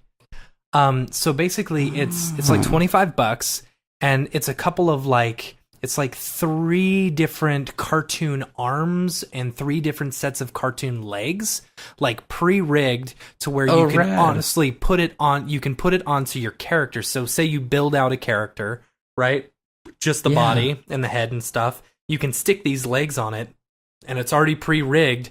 And once you drop it in as like a child of your body, like it automatically moves with it as well. It's very, very cool. Oh, and that's for like so cool. only being $25, like that's a steal, you know. So you know what? yeah, And that's a great way to practice like animation too, since absolutely it's all rigged rigged And up. Oh, that's it's cool sweet. because it's got some that are like actual elbows, so you've got like pointy elbows. Other ones you've got rubber hose, you know. So if you're looking to do that, if you're looking to do some like very simple like 2D character explainer video stuff, like this would be killer for. So, Oh, dang, anyway. that's really cool. I have Yeah, never yeah. seen this site. This is awesome. Yeah. So I've got that one. Also the so Rad Scientist. Rad Scientist. What is his yeah. actual name? I don't know. Hold on. I don't know. I want to find his actual name. Teddy Gage. Okay, so Teddy Yeah. Gage. On Twitter, he's on- Teddy Rocksteady. Yeah. So he just released a Rad Pack Volume 1 iridescent C4D redshift shaders. So like it's a Whoa. whole cool set of iridescent shaders. So Those are really cool. yeah. You Yeah, do like Billy little says bubbles with it's those. like a Kit Bash Mr. Potato Head for the arm and leg pack. Yeah. Yeah, totally. That's totally it. But the iridescent shader pack looks pretty cool. So like it's a whole bunch of different like if you want to bubbles. get that like oil slick look or something really cool like that. Yeah. Code for 30 days only. That He just one. released it like earlier this week, but for 30 days only. If you use the code TACO on it, you get 50% off. So Oh, heck that yeah, would Taco. bring it down to $20, and that's pretty cool. Yeah, those are great. Those are really cool. Yeah, all for Redshift too. So Yes. yo. Yeah. Those are cool. Dang. Yeah, I'm gonna buy the arm and leg pack, They're- and then I'm gonna I- create some explainer video, or I'm gonna stick Dead Mouse's head with some arms and legs. Yes. Dude. The Dead Mouse head. I was gonna say like something about like the C4D community is Mhm. like holy crap, they're the best. Like Yeah, we really are. I feel like everyone is constantly trying to like create better stuff. Mhm. Like they're like, okay, here's some really cool materials. Here's some cool kit bashes. Here's some like I don't know, maybe I'm biased, but like I feel like I can find lots of really good stuff like in the C4D community. They're pretty Yeah. Mm-hmm. pretty amazing. Lots of good resources, lots of good tutorials, lots of good. I don't know it's like us and It's- Blender. Yeah. I'll agree Blender's with you really there. tight too. Yeah. Like It's I think it all has to do with the community, you know. Yep. The whatever. So Yeah. I actually watched a couple of Blender tutorials this week, you know. Like I don't know, it's very interesting to me. It is cool. because it's all community based and open source and stuff. Like Mhm. you've got particle stuff that you can do. Dude, Yeah. no, that's what it was. It was I wanted to see what Octane had to offer for Blender, because if they're going to offer a free version of Octane in Blender, I wanted to see if there was anything that I could do relatively easily. And dude, one of their tutorials that they were showing off, or one of the examples of Octane in Blender, they had this this volumetric explosion, you know, and they're like copy paste, like doing multiple, and it's Dang. still playing like butter. I'm like, What? oh man, I wish I could do Dang. that. I So- wish I could do that. Right. I don't know. Like the stuff that I'm seeing coming out of the Blender community is pretty cool. It is pretty Very cool. sweet. It's because open source is a lot of people are starting to like Yeah, but Yeah. just add to it. you also deal with the crashiness of it, you know? Yep. And You yeah, do. THRL in the chat says Blender 2.8 is very promising. I agree. Yeah. Like Their I've seen Eevee. Is that what it's Eevee? called? The yeah, Eevee well, render. Eevee, But it's like a live render though. Yeah, It kinda yeah, looks so like I a game think- engine. I think of Eevee like I think of URender. So URender for C4D is Yes. like all Mhm. it's OpenCL based or whatever. You only need a single card for it. Yep. And you know, it's basically it's real-time renderer, you know. Yes. Yeah, And, yeah, You know, it's you for can create games some and- super cool stuff for it, and I've seen some really good stuff made with it, you know, but you still have to keep in mind you're using a game engine to do that. So there are some Yep. limitations, you know. Yeah. But yeah, Blender 2.8 looks pretty cool. It looks neat. I'm glad they redid the UI a little bit. Because that UI was just crap. It's total crap. Now, the one thing Yes. that I wish I could do with Blender that I haven't been able, like, people who are jumping into Blender, like, it's easy to change the keyboard shortcuts and stuff to Maya or to 3D Max. There is not one for Cinema 4D, and I wish there was. Oh. You know, like, just let me do all the same stuff. Like, I could get along easier in there if I Yeah. had that ability. For me, I would just feel like like I'm already like learning so many different programs that I'm like, I don't know if I can learn another Right. another 3D Right, right. application. I'm like C4D and Houdini, and that's pretty much where I want to stay. I was learning Maya for a while too, and Yeah, I I'm can get sorry. around in Maya, but I'm kind of like, I don't want to go in Maya ever See, again. the one time I jumped into Blender, it was because I wanted to create like a water splash thing, you know? And I didn't have RealFlow or anything like this. This was before we had bought RealFlow for C4D.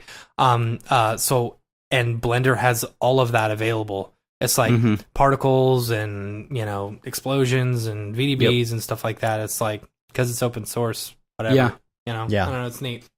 Yeah, it is Glenn really in cool. the chat room says, don't know how true it is, but Blender's UVing is supposed to blow C4Ds out of the water. Well, I'm sure a lot of people blow the UV out of the water. Yeah, UVing is. Yeah. Yeah.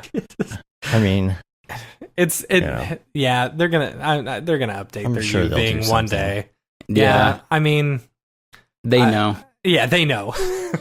We've made them aware. We- at Seagraph. all of us have, yeah. Everyone did. everybody has told them. They're like, so can you fix that UVing stuff? Yeah. They're like, Yeah. we know. Yeah, we're. Yeah, we get it. We get it. I keep saying the only person who's going to be mad when UVing changes is going to be Al Heck, because Yeah. he's the only one Yeah. who knows how to use That's it. how He use loves it. it. He's like totally fine with it. He's like, don't change it. No, it needs to be So. fixed. Yeah, Yeah. Um, Well, what do you say we do a little Beeple's People? let's do it. I guess. Yeah. people. Beeple's People. Go through Now, a wait. bunch of Do you know people. people's people? You guys you have know to explain this. Refresh my memory. You just go through things that look like people. Is that what it is? We go through. You know what? That would actually be a really good. People or not that would be people. better. Oh, that is good. People or That's not a good- people. People or not We people. find- That's Yes. great. Oh, See, that man. could totally replace Beeple's People. You know, Dude, that could do totally it. replace Beeple's People. You just find some like obvious like Beeple ripoffs and say, okay, Yes. this week is this Beeple or not Beeple? Yes, Right. dude. You gotta do it because there's just so many now. Like everyone, Yeah. really quick Yeah. before we go into that, Uh-huh. daily renders. I'm gonna probably be hated for this. I'm not a huge fan of daily renders, and I'm sorry. It's we agree. Yeah. Like Here's the everyone's thing. like, you got to do daily renders. I'm like, Here's yeah. The problem is you're limiting yourself to only learning this much because you're like, okay, I got to hurry and pump out something, so you never spend Right. time on building something that's like, you know. Oh, Billy's curating. said, I will Oh, curate yes. Beeple or not Beeple and send you a zip Do with it. the files for you. yeah. People. Dude, do it. Oh That's my going to be gosh, fun. yeah, that's good. That's good. I love it. I would call it Beeple or Sheeple. Oh Yes, sheeple because they follow. Oh, Yeah. Yeah. I freaking love it. We're totally with you on daily renders. Like, Yeah, this is like, so are you doing it for Instagram? Yes, Doing it for the likes, or are you doing it to get better? You know, Right. Yeah, and like people, I think initially was doing it for both. You know, yeah. I don't know. I doubt he was going for likes. yeah, He maybe. always sets it and forgets it. He like posts it to Twitter Yeah, and then that's it has true. That's over true. 9,000 likes and he doesn't Yeah. even come back and notice it till like a year with later. this Beeple or not Beeple. You know, I think Oh, man. what'll be fun is Beeple or Sheeple. Okay, so what I've noticed this a lot. Like as I'm scrolling through my Facebook feed or something like that, I see one and I was like, oh, is that a Beeple render? Because it looks like he's Right. kind of calling it in, or he's phoning it in. You know, Yes. It's and like like, because no. it's not him. no, that's just someone else. Yeah, doing right. a Beeple render. But then I'll get to an actual Beeple render and I'll be like, okay, like the problem is like I forget sometimes how good his renders are. Oh, dude, they're You know? fantastic. Like because Yeah. you've got so much like Beeple sheeples crap out there, you know? I know. Just like ripping off his style and stuff like that it's like you forget how good his artwork is. Yeah, Mm-hmm. but he has definitely he created almost like this like type of octane like Mhm. daily render style, and then Mhm. all of a sudden it's like everyone's like, okay, now I'm gonna get a world builder, make a height map, or just and then I'm gonna throw a random sphere on top Yeah. of it, and then Mhm. a guy looking at the sphere in the middle, Yep. and it's like now everyone's copying. So Yep. Yeah. is what it is. Yep, true that. All right. All right, so I was going to try and bring up this one here if I could. Let me see if I can just... Doing this all on the fly, folks. All on the fly. Beeple or sheeple? I love the People or sheeple. Okay, Matt, you know the answer to this, but we'll do one beeple sheeple. Oh, okay. Oh, okay. heck yeah. Okay. Matt's going to know this right away. But, okay, here we go. Okay. That's not Beeple. Mm-mm. No, it's sheeple. That's Dave That's Goss. sheeple. I did that. Okay, yeah. I was like, that's not Beeple. That's No, funny. this is from our website. We have Rando Render. You can go to randorender.com, or you could get to this on our site, and you click and it will tell you something to do. So rather than doing a daily render, you do this, and it's if you want, it's to get practice. better. It's for Yes. practice. Yeah. Random challenge almost. Yeah. Okay. yeah, Yeah, we But had one guy, Sensitive Cube on Twitter. He did 365 of these. Holy cow. He did a whole year of rando renders. And Oh my you could see the gosh. progression of how much better he got throughout the year. Yeah, for sure. Because this is something like that that your client would, yeah, say. just be like, I need this, and it needs to look like, just super random. And so you I have to need make a slime it look, shoe, and you're like, Yeah. okay, I'll do a slime shoe. I need a Yep. EJ This is Hassan Raid Raid Frost 0. inspired. Oh, that was cool. I did Yeah, that one is called cool, slime EJ shoe. Hassenfrost inspired balloon. Yeah. Yeah. Oh, sweet. Yeah, Yeah, there, see that Sensitive Cube. yeah, Anyway. this was Beeple inspired knife. So you'll Yeah. get either Yes. you'll either get like tar speaker like that, like two different Mhm. words, or you'll get something that Sample. says Oh, cool. an artist's name. That like if I can get one of them to come up here. Beeple People inspired. David already Yep, have did- inspired toothpaste. Oh, you know? yes. Something Just like that. Toothpaste in space. Yeah, toothpaste, Toothpaste in in space. space. Tooth space. Ice toothpaste. Toothpaste space. Space. Everything I do, I've realized now it has to do with spaceships Yeah. and lens flares. I'm like, I need a spaceship, just like, or like, past camera. Like, Yeah. Little I camera love shake. Spaceships. Yeah, I love spaceships. Yeah. So let's do some Beeple's people now. People's people, where'd you get that Grebo? People's people, what's up with that guy? Beeple Sheeple. I'll All write right, the so- Beeple Sheeple song. Yes, a little jingle It'll before. literally be exactly the same as the Beeple's people song. Just Sheeple. Sheeple. Yeah. Yeah. So get out your Beeple viewer of choice. I like to use Twitter myself. Okay. I'm just gonna let you do it because Open it up to Now that we're- we're able You'll to see do it. this. You'll It's see great. it on here. Go Okay. to your Beeple viewer of choice. Open it up to I love October this one. I thought October this was great. 31st, Year of Our Lord 2018. And there's no title to this. It's just 3 pumpkin jack-o'-lantern emojis is the title. Now, this one I would say is not on the Beeple timeline, the regular Beeple timeline. No, it's just You know, fun. But obviously, he does these for holidays and stuff. I love what he did with the lighting on the side and the specular Oh, totally. and the different types. Now, I wonder if he already had these or if he maybe I don't know. Do you think he built these from scratch? I don't know. Maybe he got some Wouldn't- faces with wouldn't- Illustrator and Yeah, ruled maybe. them out. Wouldn't seem that hard. You know, Mhm. that's how I did it. Yeah. But he But- did a really good job with the glowing. Like the glows look great, and the trees, like the spooky trees in the background. It's really good. It's well done. So Like, he paints over here's- too, though, right? Because some of that's photoshopped, right? Oh, yeah. I think so. he, Yeah, he does after processing of Yeah, because I'm looking at some of the stuff and I'm like, yeah, he definitely painted in like the foggy the smoke background stuff. and yeah, yeah. which Yeah. is I love that. That's like Yeah. total concept art. You can just do quick render Mhm. and then just like soup it up a little bit. Yeah, in the Photoshop. scratches and Totally. he's always got the scratches and stuff. All I right, love it. and let's see. The next one is going to be November 2nd. This one was pretty. I saw this one when I initially saw this one, and I loved, like, as weird as it was, I loved how shiny the Shiny. I loved how shiny the person was, or like the being, the entity. You know? It's Like, weird it's because pretty it's like a sweet. double entity, and one of them has a lot of bump and displace, and the other one is completely smooth and reflective. Oh yeah, you know what? I didn't even Mhm. notice that. That's Yeah. super cool. Yeah, this It is, is by the sweet. way, the name of it, Artificial Super God 6. Oh, so there's multiple There'll be artificial more. super gods. So maybe there is one, oh man, maybe that's what they're building in the big tubular things, you know? They're building the artificial super god so that they can control each individual world that they terraform.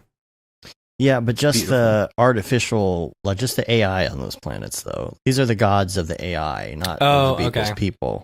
All right, I Yeah. gotcha. All right, that makes sense. Yeah. And maybe because they're connected too, you know, maybe they process all the information. Oh, If I they're like love a the Super God 6. Oh, that was Super- really good, dude. Super GPU. Super GPU. There's like There's over, a super GPU. there's like over 9,000 2080 Ti's in it. Processing all the information. That's what Um, runs him. And then this one here, this is Those November are 3rd. that is sick. yeah. I love Platinum that. Worms. Dude, that's some freaking great concept art right there. See, yeah, and this was what I was talking about. It's like this was the one that I was scrolling through and I was like, "Oh, that's Beeple." Exactly. Because Right. you know, he adds the extra little bit, like his Yes. artwork Paint- is almost so like painted look. good. I love that. Yeah. That You know what? could totally Dave, use go to concept the art. go to the Cinema 40 the Cinema 40 Facebook page. Go to the Cinema 40 face. Oh, Facebook page? and like just or like- Reddit? no, Facebook page. Okay. Oh, okay. We're gonna get crazy here. All right.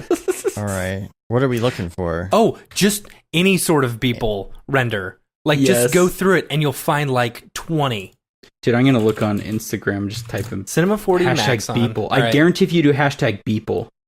Oh, yeah. Let's see. Let's see how many I can find. Oh, yep, 8,000 posts on Instagram for just Beeple. Oh, by the way, I will say Brian Talkish did this lava thing. Oh, the with lava thing fields. with fields. Oh, so Yeah. good. So good. Who did?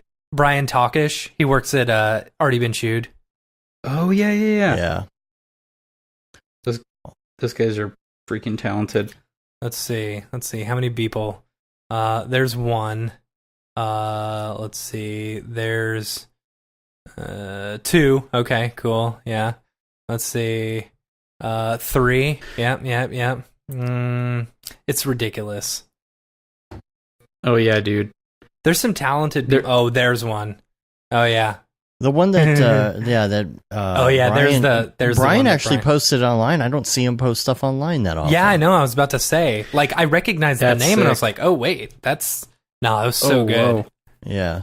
That's what the new Fields definitely, Yeah. huh? Yeah, Dude, yeah. Fields is just. It's so. I wish I good. had time to just sit and play with it all day. It's so good. Yeah. I did some renders with it, like made this little sphere floating over water. And Uh-huh. wherever it was, near, it was like pushing away the water, Mhm. which like I connected it to like X particles, and so it was like blowing up, and then I could move the sphere. Dude, it just is so sick. You can do so many Yeah. things with it. It really is. Yeah. I don't really see that many things on. I don't know. Okay. It's probably here's because one. so Okay. many people post all the This. time. This. Yes. Yep. Yep. That's the one that I was looking at. Yeah. Go on it's Insta very and type Beeple. in hashtag Beeple. I guarantee. Oh, Guarantee. keep going down.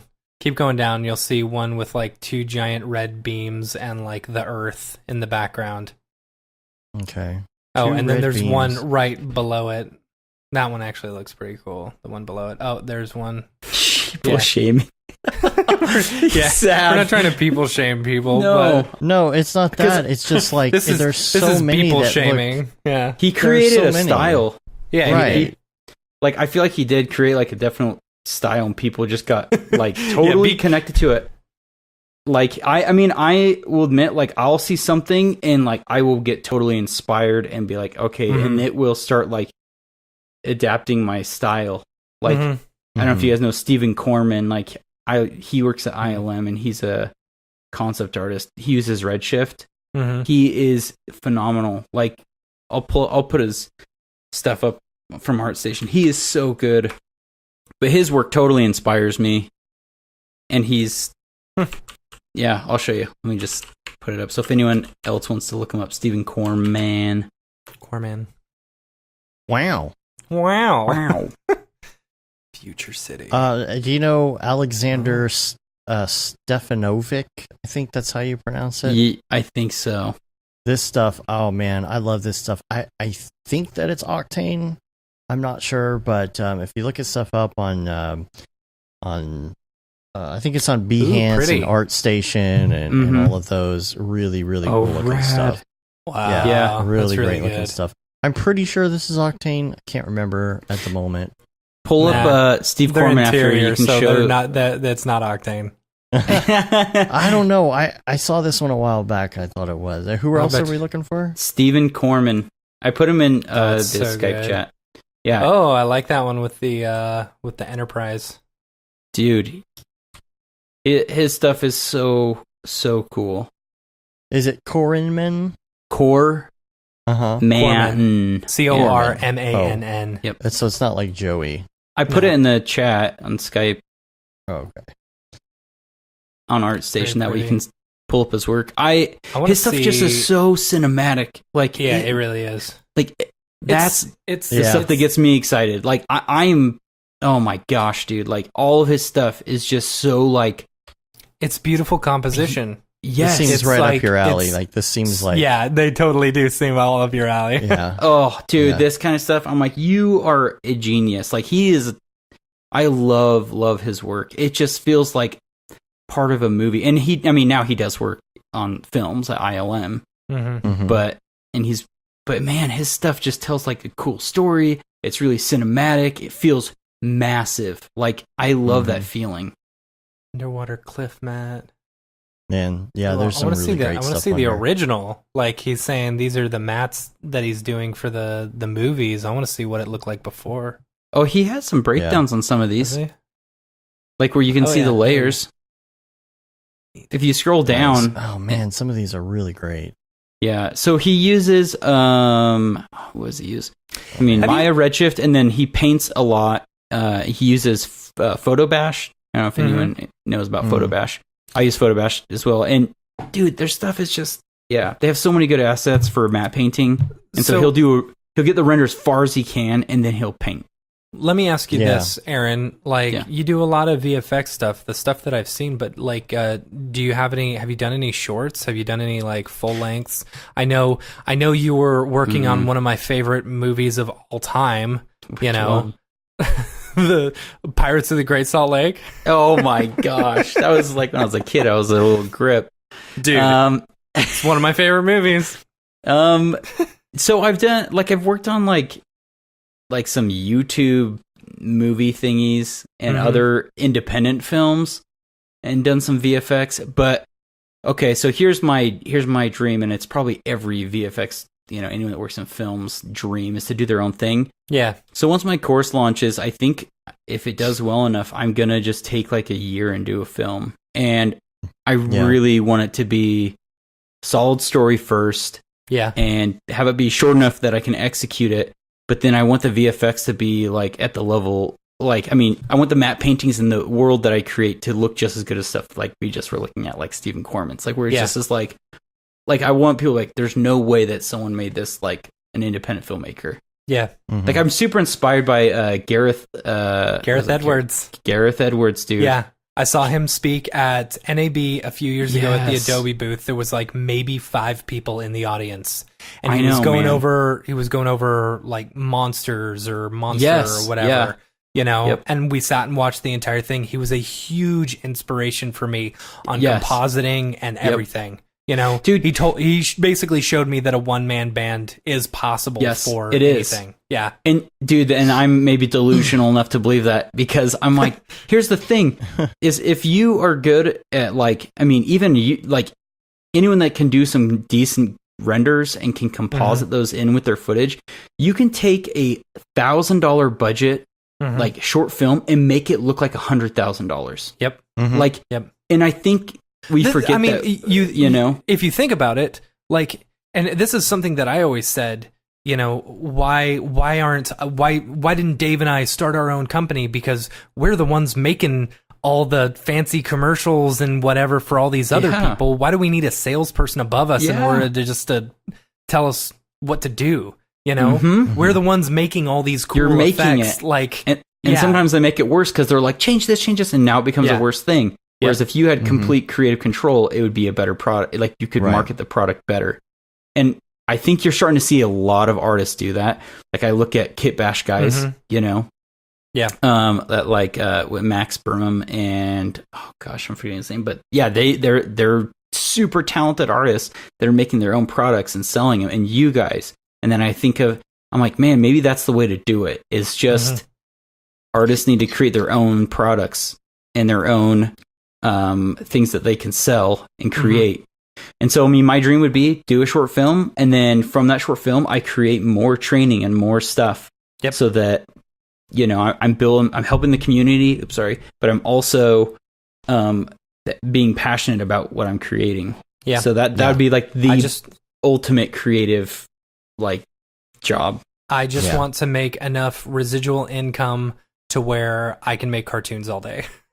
Exactly. I want to do like a cartoon show. I just want to do a show.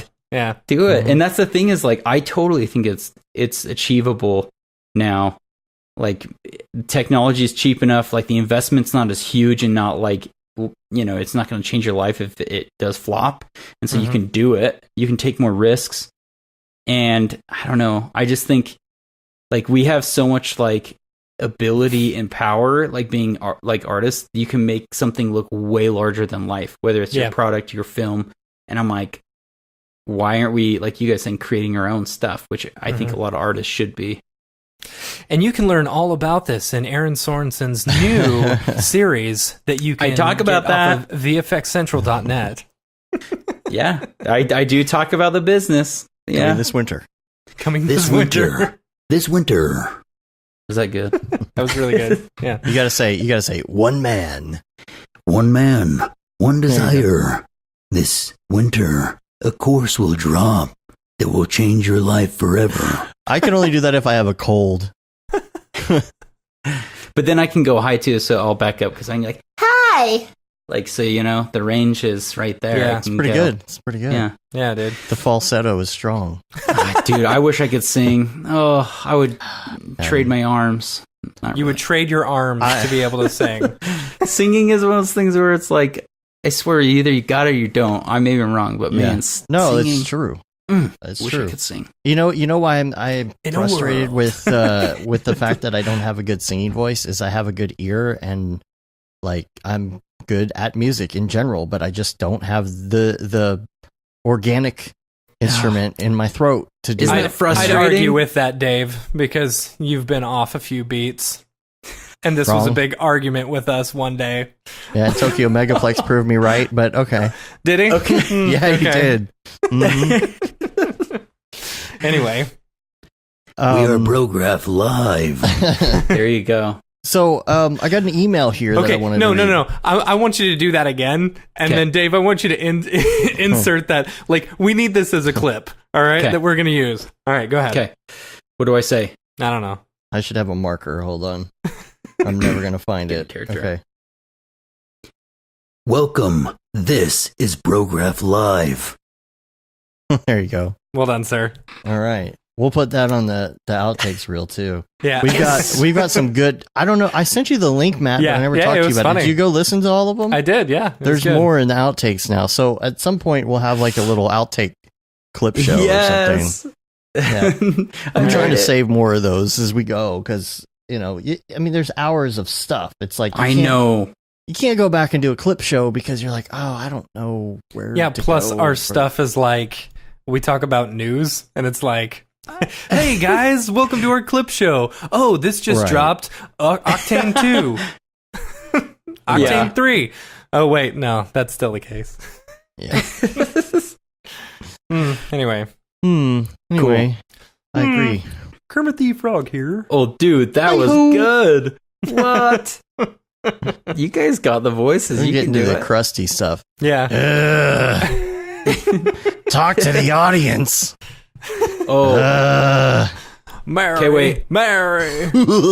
yes. Oh, what? Okay, Yeah. I'll do Piccolo from Dragon Ball Z. Let's see if I Okay. can do this. Go on, run! I didn't watch much Dragon Ball Z. I actually had a friend. You just got to say over 9,000. Yeah. It's over 9,000! Oh, that's Vegeta, though. See? That is He does it Vegeta. differently. It is Yeah. Vegeta. I was actually friends with a dude who worked at Funimation as a voice actor. You know, he could do a spot on Bobcat Goldthwait or Oh, whatever his God. name is. Like, so good. What was his name? His girlfriend hated him because he would do those voices all the time. I knew somebody from there or something at some Yeah, point. I have a lot of Funimation, they- weird connections through Funimation. Billy liked my voices. Thanks, Yeah. Billy. Yeah, no, they're great. I know. I know. I'm just marveling in how well my green screen keys through my water bottle. That's pretty see, good. do it That's again, pretty do it again. impressive. Let's see. Wow. That's a Pretty better impressive. key than I could pull. Yeah. Dude, that's really good. Now After fill it Effects needs with to get on green this level. liquid. The thing you don't realize is behind me is a green screen as well. Right. All that technology, and you just put the same room back I behind just put you. the same room. This is a JPEG. I should do that sometime. I'll just put a regular room behind me. Dude, if you did that and then you animated something so like everyone's like, what the crap, his walls all like, of a sudden the dissolving. doorknob Yeah. moves. Or the walls the start door- melting. yeah. Yeah, and Oh, everyone's man, like, what am I something's on? going on behind you, dude. You're like, what? That's That would funny. be awesome, actually. Yeah, that's good. That's good. So what else were we Oh, I got about? an email. I got an email here. Let me read this. This is from Benjamin Allenson. Yes. This is a show topic / discussion email. Thank you for sending this in. Something came up in the Real Review Slack, and I thought it would be a good thing to Yes. discuss. Actually, I do I- think this is really good. Yeah. I posted in there. I posted something in there that was kind of simple, but an interesting / fun look that I wanted to put on my reel. And Liam commented there in this message: "Extremely tough love," in quotes. Mm-hmm. That isn't real worthy. You've essentially got some random movements / colors and shapes, a very linear text reveal that doesn't show any animation principles, Yeah. and a pulsating ring with some random samples / colors. I've seen a couple pieces you've floated through these channels, and you're better than this, and you risk taking 2 steps backward in your reel if you put this in there. And he said, "For the record, I am super grateful for the honesty and criticism. I think that we need to push each other and not be sensitive about it. Here's my thought, though. I am currently working full-time and can't produce a bunch of super polished, complex shots. But I am really wanting to add some new looks to my reel. So my thought and what I've been doing the last few months is to create something, throw it in there, post it online, review, get some feedback, and then the next week work on it a little more, post-review, and continue. So my reel is changing a lot, but it's hopefully getting better and better with each week as I post and revise it. I'm revising my reel weekly / monthly, kind of like you would software or something. Yes, this means I'm posting my reel with some shots that are rather simple and not very polished, but I'm updating them as I go, and hopefully my work will get out there more often because of it. What do you think of this approach? Also, is there... Oh, here's a link to my reel. It's benjaminallenson.com. Yeah, no. So here's something interesting. And this is something that I don't know if it's interesting or not. It may be total BS. So one thing that I like about our Slack is that there's, we've got a lot of really good people in there, and they're all pretty friendly and stuff like that. There's not a lot of hate going on. And, and when this kind of like when Liam was like, okay, this is super tough love, when I saw this, or this is very, very constructive criticism, blah, blah, blah, and it's like, some of us don't want to give constructive criticism because we don't want to seem mean. I'm one of those people. I'm really bad about it. Like, if I sat down with someone and I was like, okay, like I always try and be super positive about stuff, even though the stuff that I may see may not be the most like polished looking and stuff. And while I will say Liam was right, and he did give some tough love and stuff But also, like that. they know each other from the interwebs. Yes, and we do. We do. I think it's easier to say, hey, I'm going to give you some tough love if you know somebody. And so here's the thing, like here's what I'll give to this is completely going off subject from what he was talking about. You know, while it is important, I think, to post some stuff, if you're posting stuff, you need to have some thick skin on it. This is why I don't post anything because I have very thin skin. And I take offense very easily. Yeah, you do. Yeah, it's whatever, you know. Yeah, where was I going with this? So so that's why you don't post stuff. Well, yeah, it's also why I don't post stuff. But like, I do like that.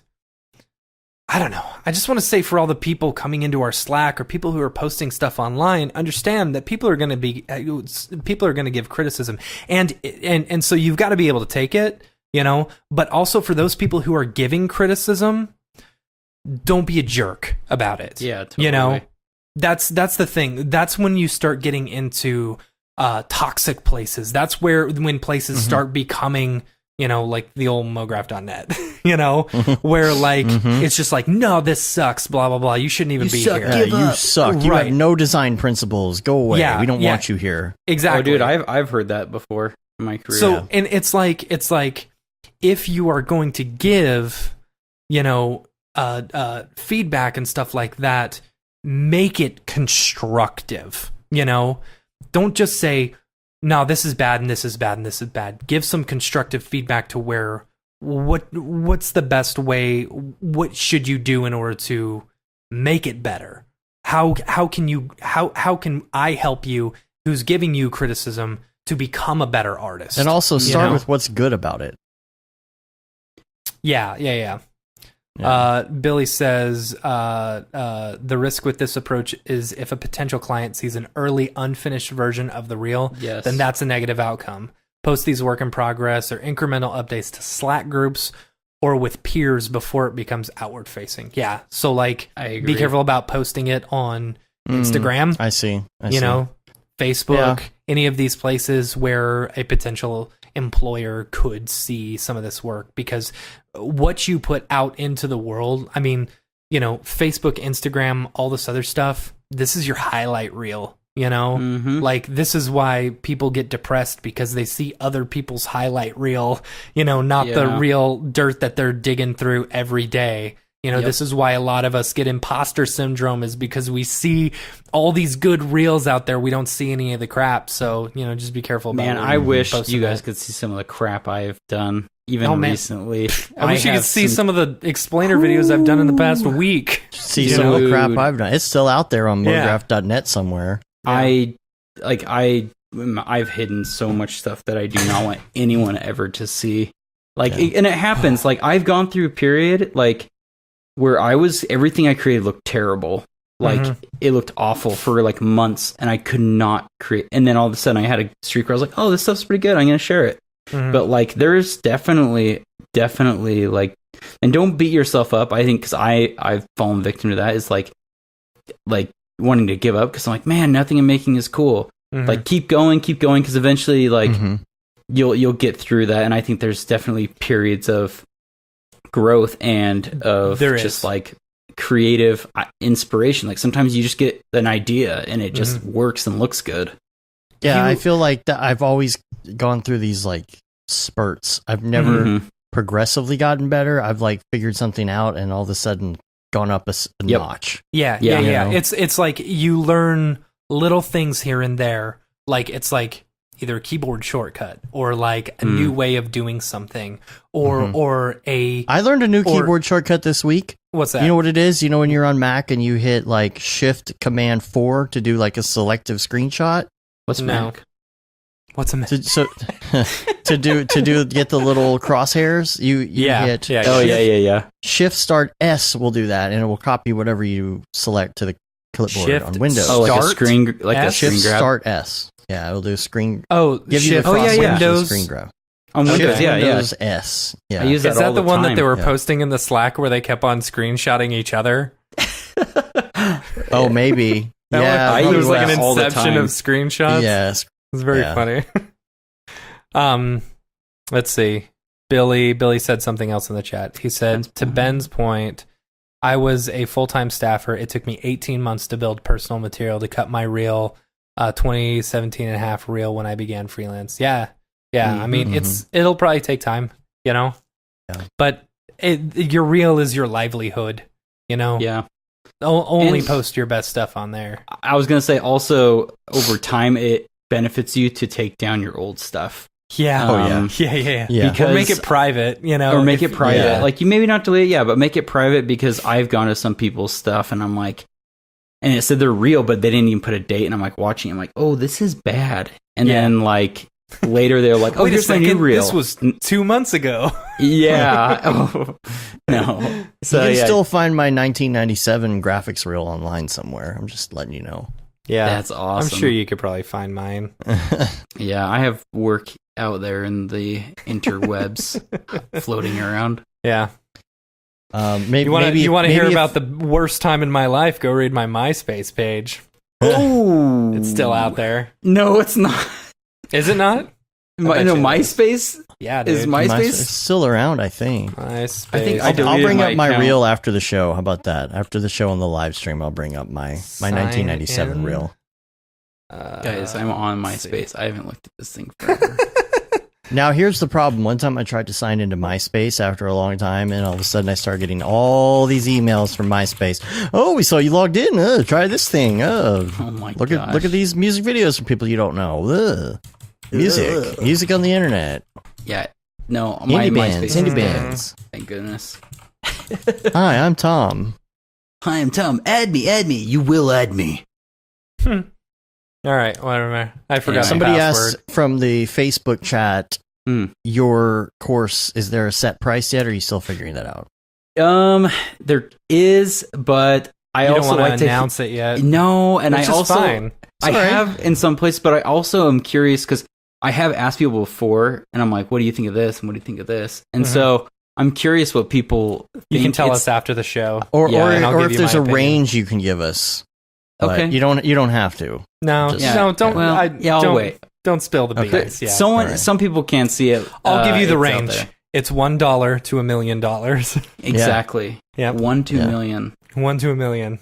Yeah. It's one of those things where I'm like, I spent years on it, so I'm like, okay, well, how much, but then I also want to make it so it's worth the money, but I also, because there's so much content, but then I also want it to be affordable. Yeah. So I'm trying to find that There's a good sweet place. spot. Yeah, there Yeah. is a sweet spot, and Yeah. I'm trying to make sure that it's accessible for people starting and people that want to invest in their skills. So it's like, If you it's need all those things. some beta testers, oh yeah, let me dude. know. Mm-hmm. Oh, I'll let you know. Yeah, Yeah. you just got to give me a good testimonial. You have will. to give. It has to Yeah. be good. Oh yeah, we can do that. Isn't this why we brought you on the show? Yeah, yeah. I know David. How do you say his last name? Ariev. Ariev. Okay, yeah. Ariev. Ariev. Okay, yeah. Ariev. I don't know if I'll ever say it right, but That's all right. Yeah, I'm gonna have him and some other a guy that works at Blur Studios. Nice. Okay. Yeah. Oh, So he's I don't so- Blur. Were we gonna do a project for them or something? No. so What? yeah. No. This guy worked on a bunch of video games and a bunch of films, and so I just hit him up, and he said he would love to. So I would love to have Cool. you guys as well be some of the first beta testers. Yeah, man. Yeah, that'd be Straight awesome. up. Sweet, let's do it. So price will come. There will be a launch day with a discount though, so that's why I keep saying, hey guys, if you being on my email list for the VFX crash course is the best thing. If you're interested, because there will be a window of a price that's going to be really good and affordable. Yep. Oh, Blend is who I was thinking of, not Blur. Yeah, Blur Wow. Studios, they do like a lot of game cinematics. They're really rad. So if you ever look them up, yeah, Blur Studios, they're incredible. So Word. go check them out. Brograph recommends. Let's do some Brograph recommends. We got Okay. some And then we'll get questions outta we're here. gonna ask you, and then we're gonna get out of This is here. like a 2.5 hour show. Oh, we're Sorry. at 2 hours right now. 2 Yeah. hours 15. I got 2:15. I mean, we've only been streaming for 2, so. Oh, well, never mind then. All right, so we're gonna ask you a series of questions, Okay. And some of these, if we ask your favorite, you could answer either like your favorite of all time or like your favorite right now. Okay. Okay. So for example, favorite movie. Inception. Okay. Okay. Favorite music. Oh, alternative. It's Guar, isn't it? Oh. I love how you just straight up no. Lately I've been listening to Post Malone. I never was into rap, but Post Malone. Another rapper with tattoos on his face. Yes, but he's great. And then I listened to Andrew Bell. He's like ambient alternative. He's really cool. Reminds me of like Coldplay or Matt Kearney. What is it about like lo-fi chill hop that's so relaxing? I don't know. I just In dig its it. name. Oh, and if I want to Chill hop. if you want to get inspired, that's a different thing. I listen to Slow Meadow. They're amazing. It's like ambient, like cinematic music. Hammock. This will the destroy Hammock you. District. Yeah. Anyway, those are the musics. Hmm. All right. What's next? TV show. Game of Thrones, Survivor. What are you watching right now? I'm watching The Good Place with my wife. That's yeah, a good good. show. It's pretty good. It's a good show. Okay, I'm not gonna lie. At first, I was like, "This show is terrible," and I didn't like the sets. But Yeah, it takes a while. But then when there's certain things that happen, I was like, "This show's rad." Yeah. It took a second, but Did you know all the frozen yogurt that they eat on the show is actually mashed potatoes? you just freaking ruined the show. Why? now. Why? Sorry. Why? and it what's doesn't her melt? name? Yeah, because it doesn't melt. And what's her name? The main character, Kristen Bell. Kristen Bell. She's a vegetarian, but she Yes. loves shrimp on the show. Yeah. So Oh, all yeah. the That shrimp they make her eat is rubber. Oh my gosh. Oh my gosh. Oh, Anyway. also Breaking Bad. I cannot not move on Of with course. watching Yeah, Breaking of Bad. course. Yeah. All You watch time. House of Cards? I watched season 1, 2, Mm. and I think that's as far as I got. Yeah, and all me the too. new season's out. I was just curious if either of y'all. No spoilers, Yeah. but Kevin Spacey isn't in it. He's right? not in it. No. That's what's weird. That's why it's Ooh. weird. So I'm trying to That is get people's weird. opinion. Yeah, okay. He's just I'll have all to- of a sudden not on the show, and it's like, wait, That's- he was the hero. You want to Yeah, see you how it can't. ends with the hero, but he's Yeah. gone. It's like, That's a little weird. yeah. Well, let's go to your favorite podcast. Brograph Live, Shut up. guys. Right. I don't listen to a lot of podcasts. That's okay. I Mhm. know. I just haven't. I don't know. I've Too been listening busy to a lot of. recording and doing your Well- VFX Central Oh my god. class. No, when I'm at work, I've been listening to a book called Launch by Jeff Walker or .com Secret. So I'll listen to like audiobooks. .com secrets. Do you You won't believe what happens next. Number Do you have 17 killed a- me. Oh my gosh. Do you have a library account where you can actually listen to you can listen to audiobooks on the library on like Mm-hmm. there's what is it, Overcast? Oh man, Mhm. my wife's gonna get so mad at me because I don't know. You what have to this use is. your library card or something for it, or yeah. yeah. Oh, really? So Overdrive. Yeah, No, so you no. download Overdrive and like you can literally like download Any audiobooks book? from your library. Oh, that's Yeah. really And I think cool. if you live in LA and you have a library card, you can get anything on lynda.com for free. Isn't there Yes. something like that? Yeah. Wow. Yeah. Wow. Wow. Wow. Wow. Wow. All right. Favorite plugin? Does Redshift count as a plugin? Sure Yeah. it does. Okay. But Redshift. What about- Anything else? yeah. Other favorite Any plugin. non-render engine plugin? It's funny. You're the first one to say, does Redshift count? Everyone else has said, does Octane count? Yeah. Oh, really? Yeah. Yeah, because I'm the Redshift guy. Sorry. Let's see. I mean, X Particles is a must. Mm-hmm. Like, I think that is a have to have plugin. Mm-hmm. But if we're As talking long as you about stay up to date on their licensing. And then there's a Nuke. There's a geo tracker that some guy made. That's incredible. You posted that the other day. Is that the one with the facial Yes. stuff? Oh my Dude. gosh, it was incredible. What is it I'm called? telling you, What- geo tracker and face builder. Dude, the face Keen- builder Keen stuff. Tools. He needs. Do you know him? I met him at Seagraph. I would love to see if he could build that for cinema. Oh my Like, gosh, if dude. he could build that in cinema, like that is incredible. Dave, look this up right now because this is Keen one of Tools. this is one of the coolest. Yeah. Billy, he said, "I said Redshift said when I was Redshift." on." Yes, Billy. Sorry, Team Billy. Redshift. Yeah. No, look Keen it up, Tools Dave. for Nuke. It is insane. Like even just their he has a geo tracker too, and I've used it on some projects. It's so nice because I can do geo tracking pretty quick in there. What's it called again? Keen Tools. Keen Tools. So it's KEAN, I think. But look at Face Tracker. No, or that's no, not it. Face Builder is the new one. Yeah. Oh my Maybe gosh! It's And too. like, bring it up on the KE, stream if you yeah. can. Keen Tools. KEENTOOLS. Okay. .io. Yeah. .io. Okay. Look at Yeah, Face dude. Builder. Bring this up on Okay. the All right. video. Okay. Uh-huh. Mm-hmm. Dude, I'm telling you, and the plugin is just as good as like these. It's insane. absolutely incredible. So you're just So- basically selecting points, as it goes around and like changing it, and it builds the mesh of someone's face. Mm-hmm.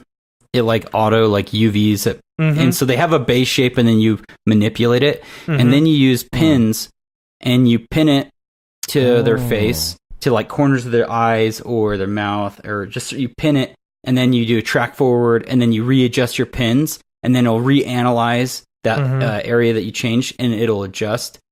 And guys, it does a really, really, really good Yeah, job. I've heard some Like- really like it's super legit. Even their geo tracker that doesn't do just faces, but It was does. Adam Elder was talking about this. I posted this on as soon as I saw you post this on Facebook. yeah, And I posted it up on the Slack, and Adam Elder was like, "Oh yeah, this is totally legit." He used the geo tracker yes, for a dude. shot. Mhm. Yep. Yeah, You still like- own a geo tracker, by the way. Oh my gosh! Just kidding. It was a Chevy Corsica. You and me both. Yeah, we Yeah, both so- had a Chevy Corsica. This, I mean, yeah, their face trackers are this really is good, but the geo tracker, Absolutely their camera, crazy. Like Yeah. the stuff that Barton did for LeBron James, and like how he had LeBron. Patrick retopologize like the whole face and stuff like that. Like it looks to me like this would take 20 minutes to do the whole thing. So Which is I don't, crazy. Wow. have you guys ever used PF Track? Oh, yeah. Yeah. So PF Track has a really good geo tracker as well, and I've used it. And I'll throw a base face in there Yeah. and do it. Mhm. But this is like even better because I feel like you get those nice UVs, and then so you can do a paint. Mhm. Like you can paint over the UVs in Nuke. Yeah, and yeah, then yeah. It's done. Like Wow. it's, even see Man, that looks the good. mesh deformate. Like dude, these guys, they're wizards, man. Like Like Wow. look at that. Look That at track that. would be really That so is hard. insane. That would be Anyway. a nightmare. Like, look, Yeah. oh my Yeah. gosh. Yeah, that would be a nightmare otherwise. Like I It's wish another they one could to keep in the back pocket, you know? That's why we go to Nuke. I wanna send that to Bernd and say, hey, make this. Please make make this. Make this. Anything cool, just send it to him. Here, Yeah. make this now. Thanks, bro. Did you guys see there was a demonstration on After Effects 2019 for a new roto tool or something? Yeah, Yeah. yeah, we talked about that a little bit. What We was that? I don't know. We made a joke. You know the meme where it's finally the scroll of truth, and he pulls out the scroll of truth, and he reads something that he doesn't like, and he throws it away.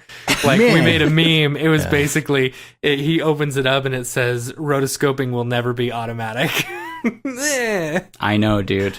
I'm Never. I'm There a it little is, yeah. yes. Yes. Dude, I just don't know if I have full faith in that. I mean, it was cool Mhm. demonstration, but I'm always skeptical.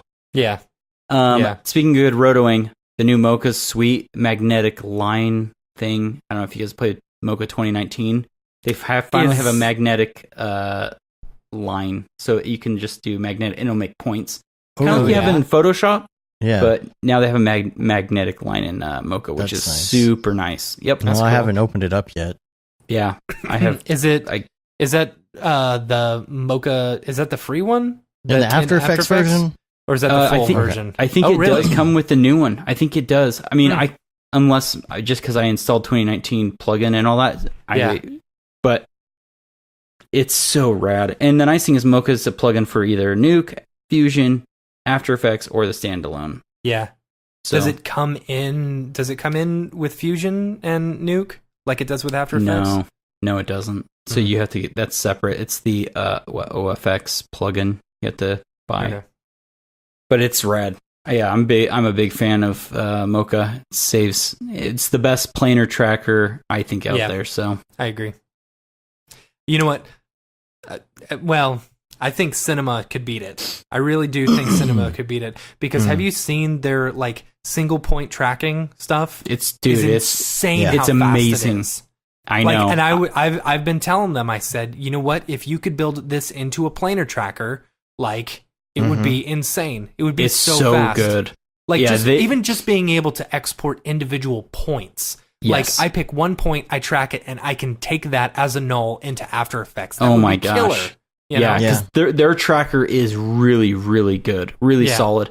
I actually do teach 3D tracking using Mocha, Cinema 4D, and Synthize in the course as well. Yeah. So you have your options. Nice. Yeah.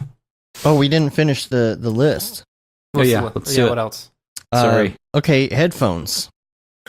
Oh, I don't even know, guys. I am terrible at headphones. See? I like think most video guys like they don't care about audio. Like they should. We should. Yeah. We really should. We should. Dude, okay, really quick, I will explain a principle of audio. All right. You can watch a really nice looking short film, but if it sounds bad, you'll be like, this is cheap. Or you can do a found footage movie, but the audio is professionally done, and you'll be like, this is a professional movie. For some reason, our brains... The subconscious. It's all audio, to me, is actually in a lot of ways more important. Well, yeah, when it comes to like stuff like that. But if I'm watching TV, I don't care how good the audio is. Like, no, you'll notice. As far as if it's bad audio, you'll notice more than you will. I'm talking bad video. like I don't need to have Dolby 5.1 when I'm watching TV. No, okay. So this is but like how if it's recorded well. If it's recorded, mixed, and mastered professionally, you'll notice a difference if it is or isn't more than you will. I will agree with you there. Yes. Yeah. Like if we all recorded this on our iPhone with the voice recorder. Yeah. You know, if we took last week's episode. Right. Exactly. No, if we recorded this all on our voice recorder and the phone's sitting across the desk and we put it together and I don't compress or limit anything and I don't normalize anything and I don't put a gate on anything. Yeah. It's going to sound, you're going to listen to the show. You're going to be like, this is hard to listen to for some reason. Yeah. Maybe if you don't know why at first, if you're not a big audiophile, but you know, you'll notice. Yeah. Well, you look at documentaries as well. Documentaries, though sometimes they're shot with iPhones. Like they'll be like, but the audio, they'll have someone do the audio, a professional, and then it's like you suddenly accept that it's like a big production because it sounds right. Yeah. Right. Totally. Yeah. I don't know. Audio is super, super important. So headphones, Logitech. I think I have these wireless ones that work that I really like. But other than that, I don't know. If you guys have good recommendations, let me know. Yeah. Bose Comfort 35. Quiet Comfort 35s or whatever they're called. Okay. Yeah. The best. Bose. The best. Yeah. I have Bose speakers, so I'll have to get some headphones then. Oh, man. The best sound canceling you'll ever hear. Or not hear. So good, it actually gives me ringing in the ear after I listen to it for too long. And the battery life is ridiculous. Yeah, it really is. Okay. Ridiculous. And it will charge, it'll go from like 20% to 90% charge in like 15 minutes too. And then it will last you for like days. All right. I'm going to buy me some Bose because I love my Bose speakers. So I'm going to have to. Quiet Comfort 35s. You can get them at Target. Okay. Quiet Comfort 35s. Got it. You can get them in black or silver. This week's episode of Brograph Podcast brought to you by the Bose Quiet Comfort Select 35s. Yeah, what the Quiet freak? Comfort 35. You guys need to get sponsors so you can give We away a really bunch of do, free since stuff. we talk about them every week. Yeah. You guys There's should even- be. I even made a Bose Quiet Comfort Select 35s emoji in our Slack channel. Yes. You should Photoshop All right. you with your headphones on. Favorite website or Chrome extension? Favorite website? Mm-hmm. Yeah, YouTube. Okay. All right. I love YouTube. That's cool. That's cool. Yeah, YouTube's great. And Okay. this is the one that we told you might take a little bit of thinking. Mm. Your favorite life hack.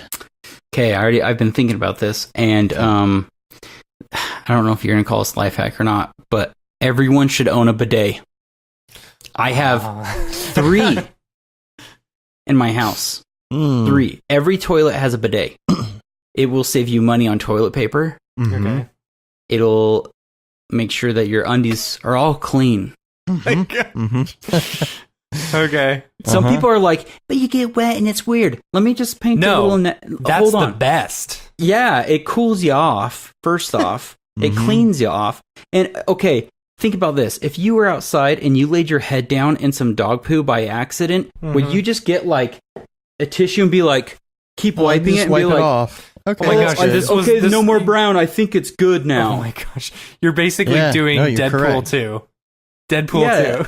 2. Have you Like seen what? Deadpool 2? Oh yeah. I Yeah, have when seen Cable Deadpool. comes back in time, there's 2 dudes talking, and it's like, I don't know, dude. You don't use toilet paper. You want to use wet wipes because toilet Yes. paper, you're just rubbing it around. Yes, I actually agree with them. See, yeah, wet wipes I take on trips with me because hotels don't have them, so we always have wet wipes, and then bidets in the house.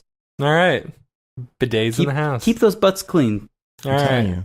No, I actually on my YouTube What are you- channel, what I is have this?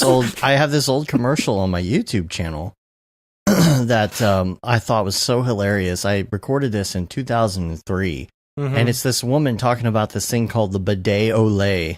Ooh. And just the way the the whole hose. commercial is, yeah, it's this hose, Oh. and there's all these women giving testimonials about like it's great for hygiene. A lot of people don't like to talk about it, but I think we should talk about it.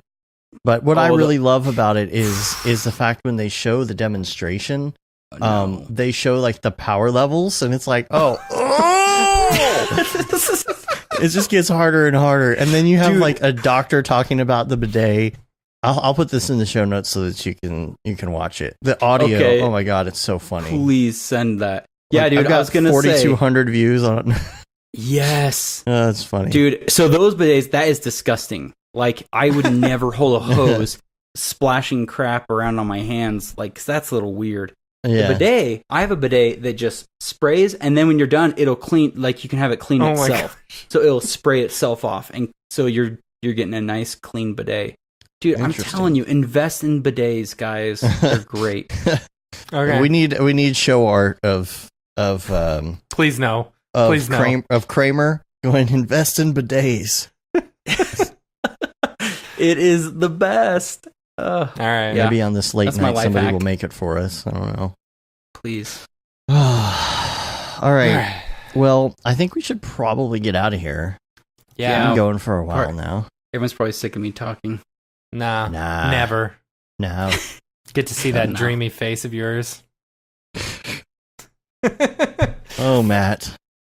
Hey, next time we hang out, I'll download my Disney Emoji Blitz so you can have all the characters, and your On my wife will be phone. trying to still get them.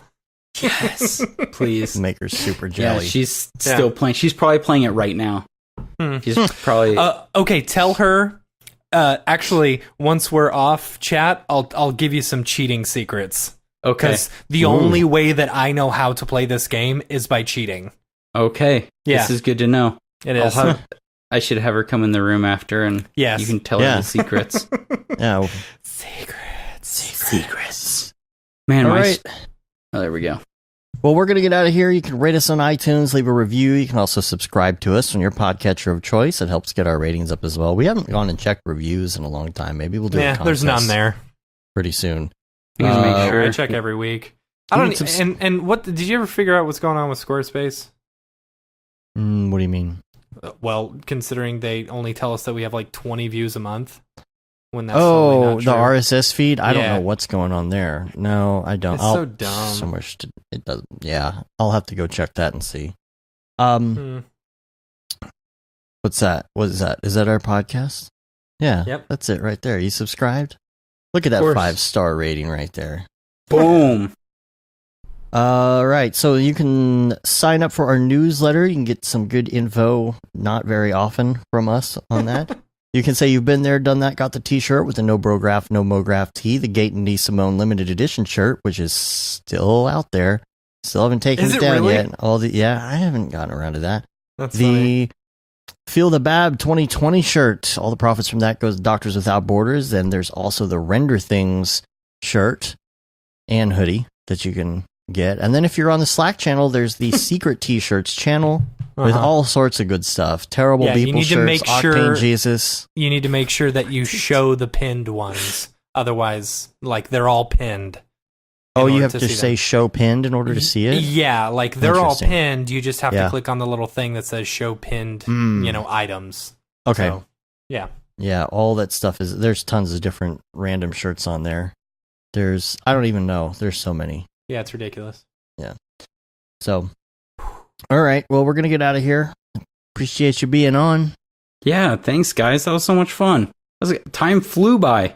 I yeah, know. dude. I see how you guys do this all the time. It's a great time. Yeah. Yeah, you just sit here and chat for a while and then you're done. It's all the Yeah. stuff that we talk about on a normal basis anytime we're at one I of these know. events. Yeah. You know? Yeah, dude, it's great. Yeah, if you guys ever want to, I'll be happy to do it again.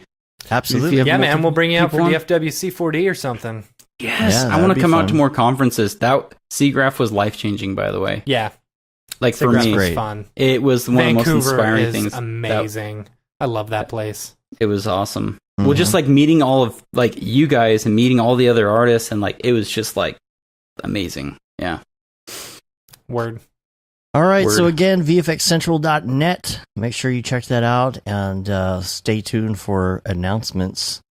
You got Mhm. Twitter and all the stuff and things as well. The Twitter account, Instagram account. Yeah, VFX. My Insta is VFX dash or under dash central because I couldn't get the actual one. Mm-hmm. Yeah. So VFX Central. Yeah, just look for me on all the Insta and Twitters and all that fun stuff. Yep. Sweet. YouTube. I'm everywhere. And you Word. can find us on Facebook, Twitter, Instagram, Twitch, of course, YouTube, and Brograph.com. And soon to be Mograph.com whenever we get that thing going. Soon to be. Someday. Coming Uh, 2019. Yeah, that's right. Yes. So we're going to get out of here. Until next time, I'm Dave. And I'm Matt. And I'm Aaron. Have a good one. Later, bros.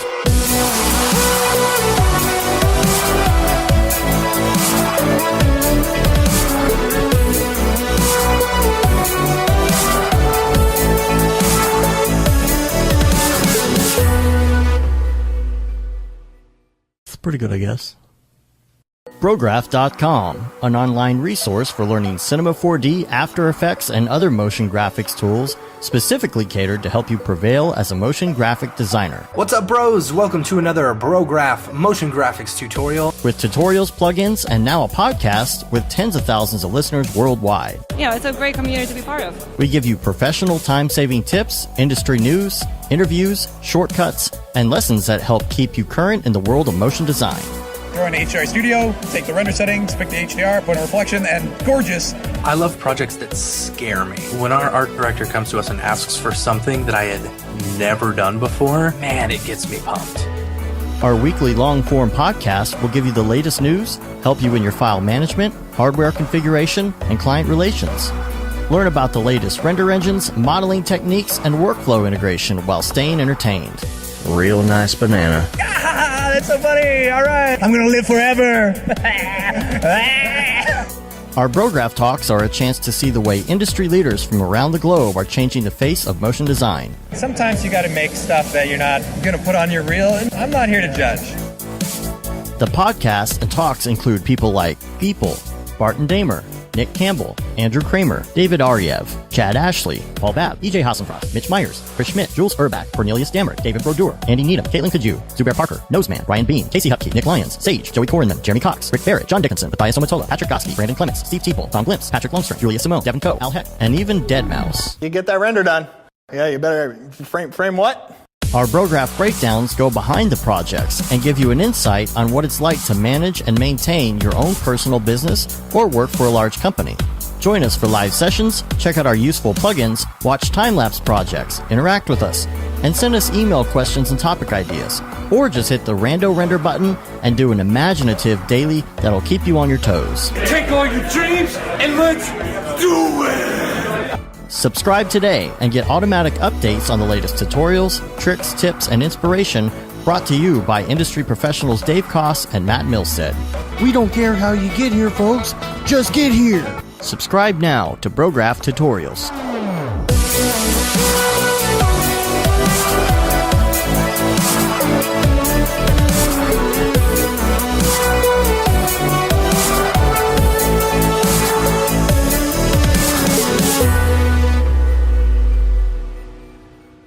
It's pretty good, I guess.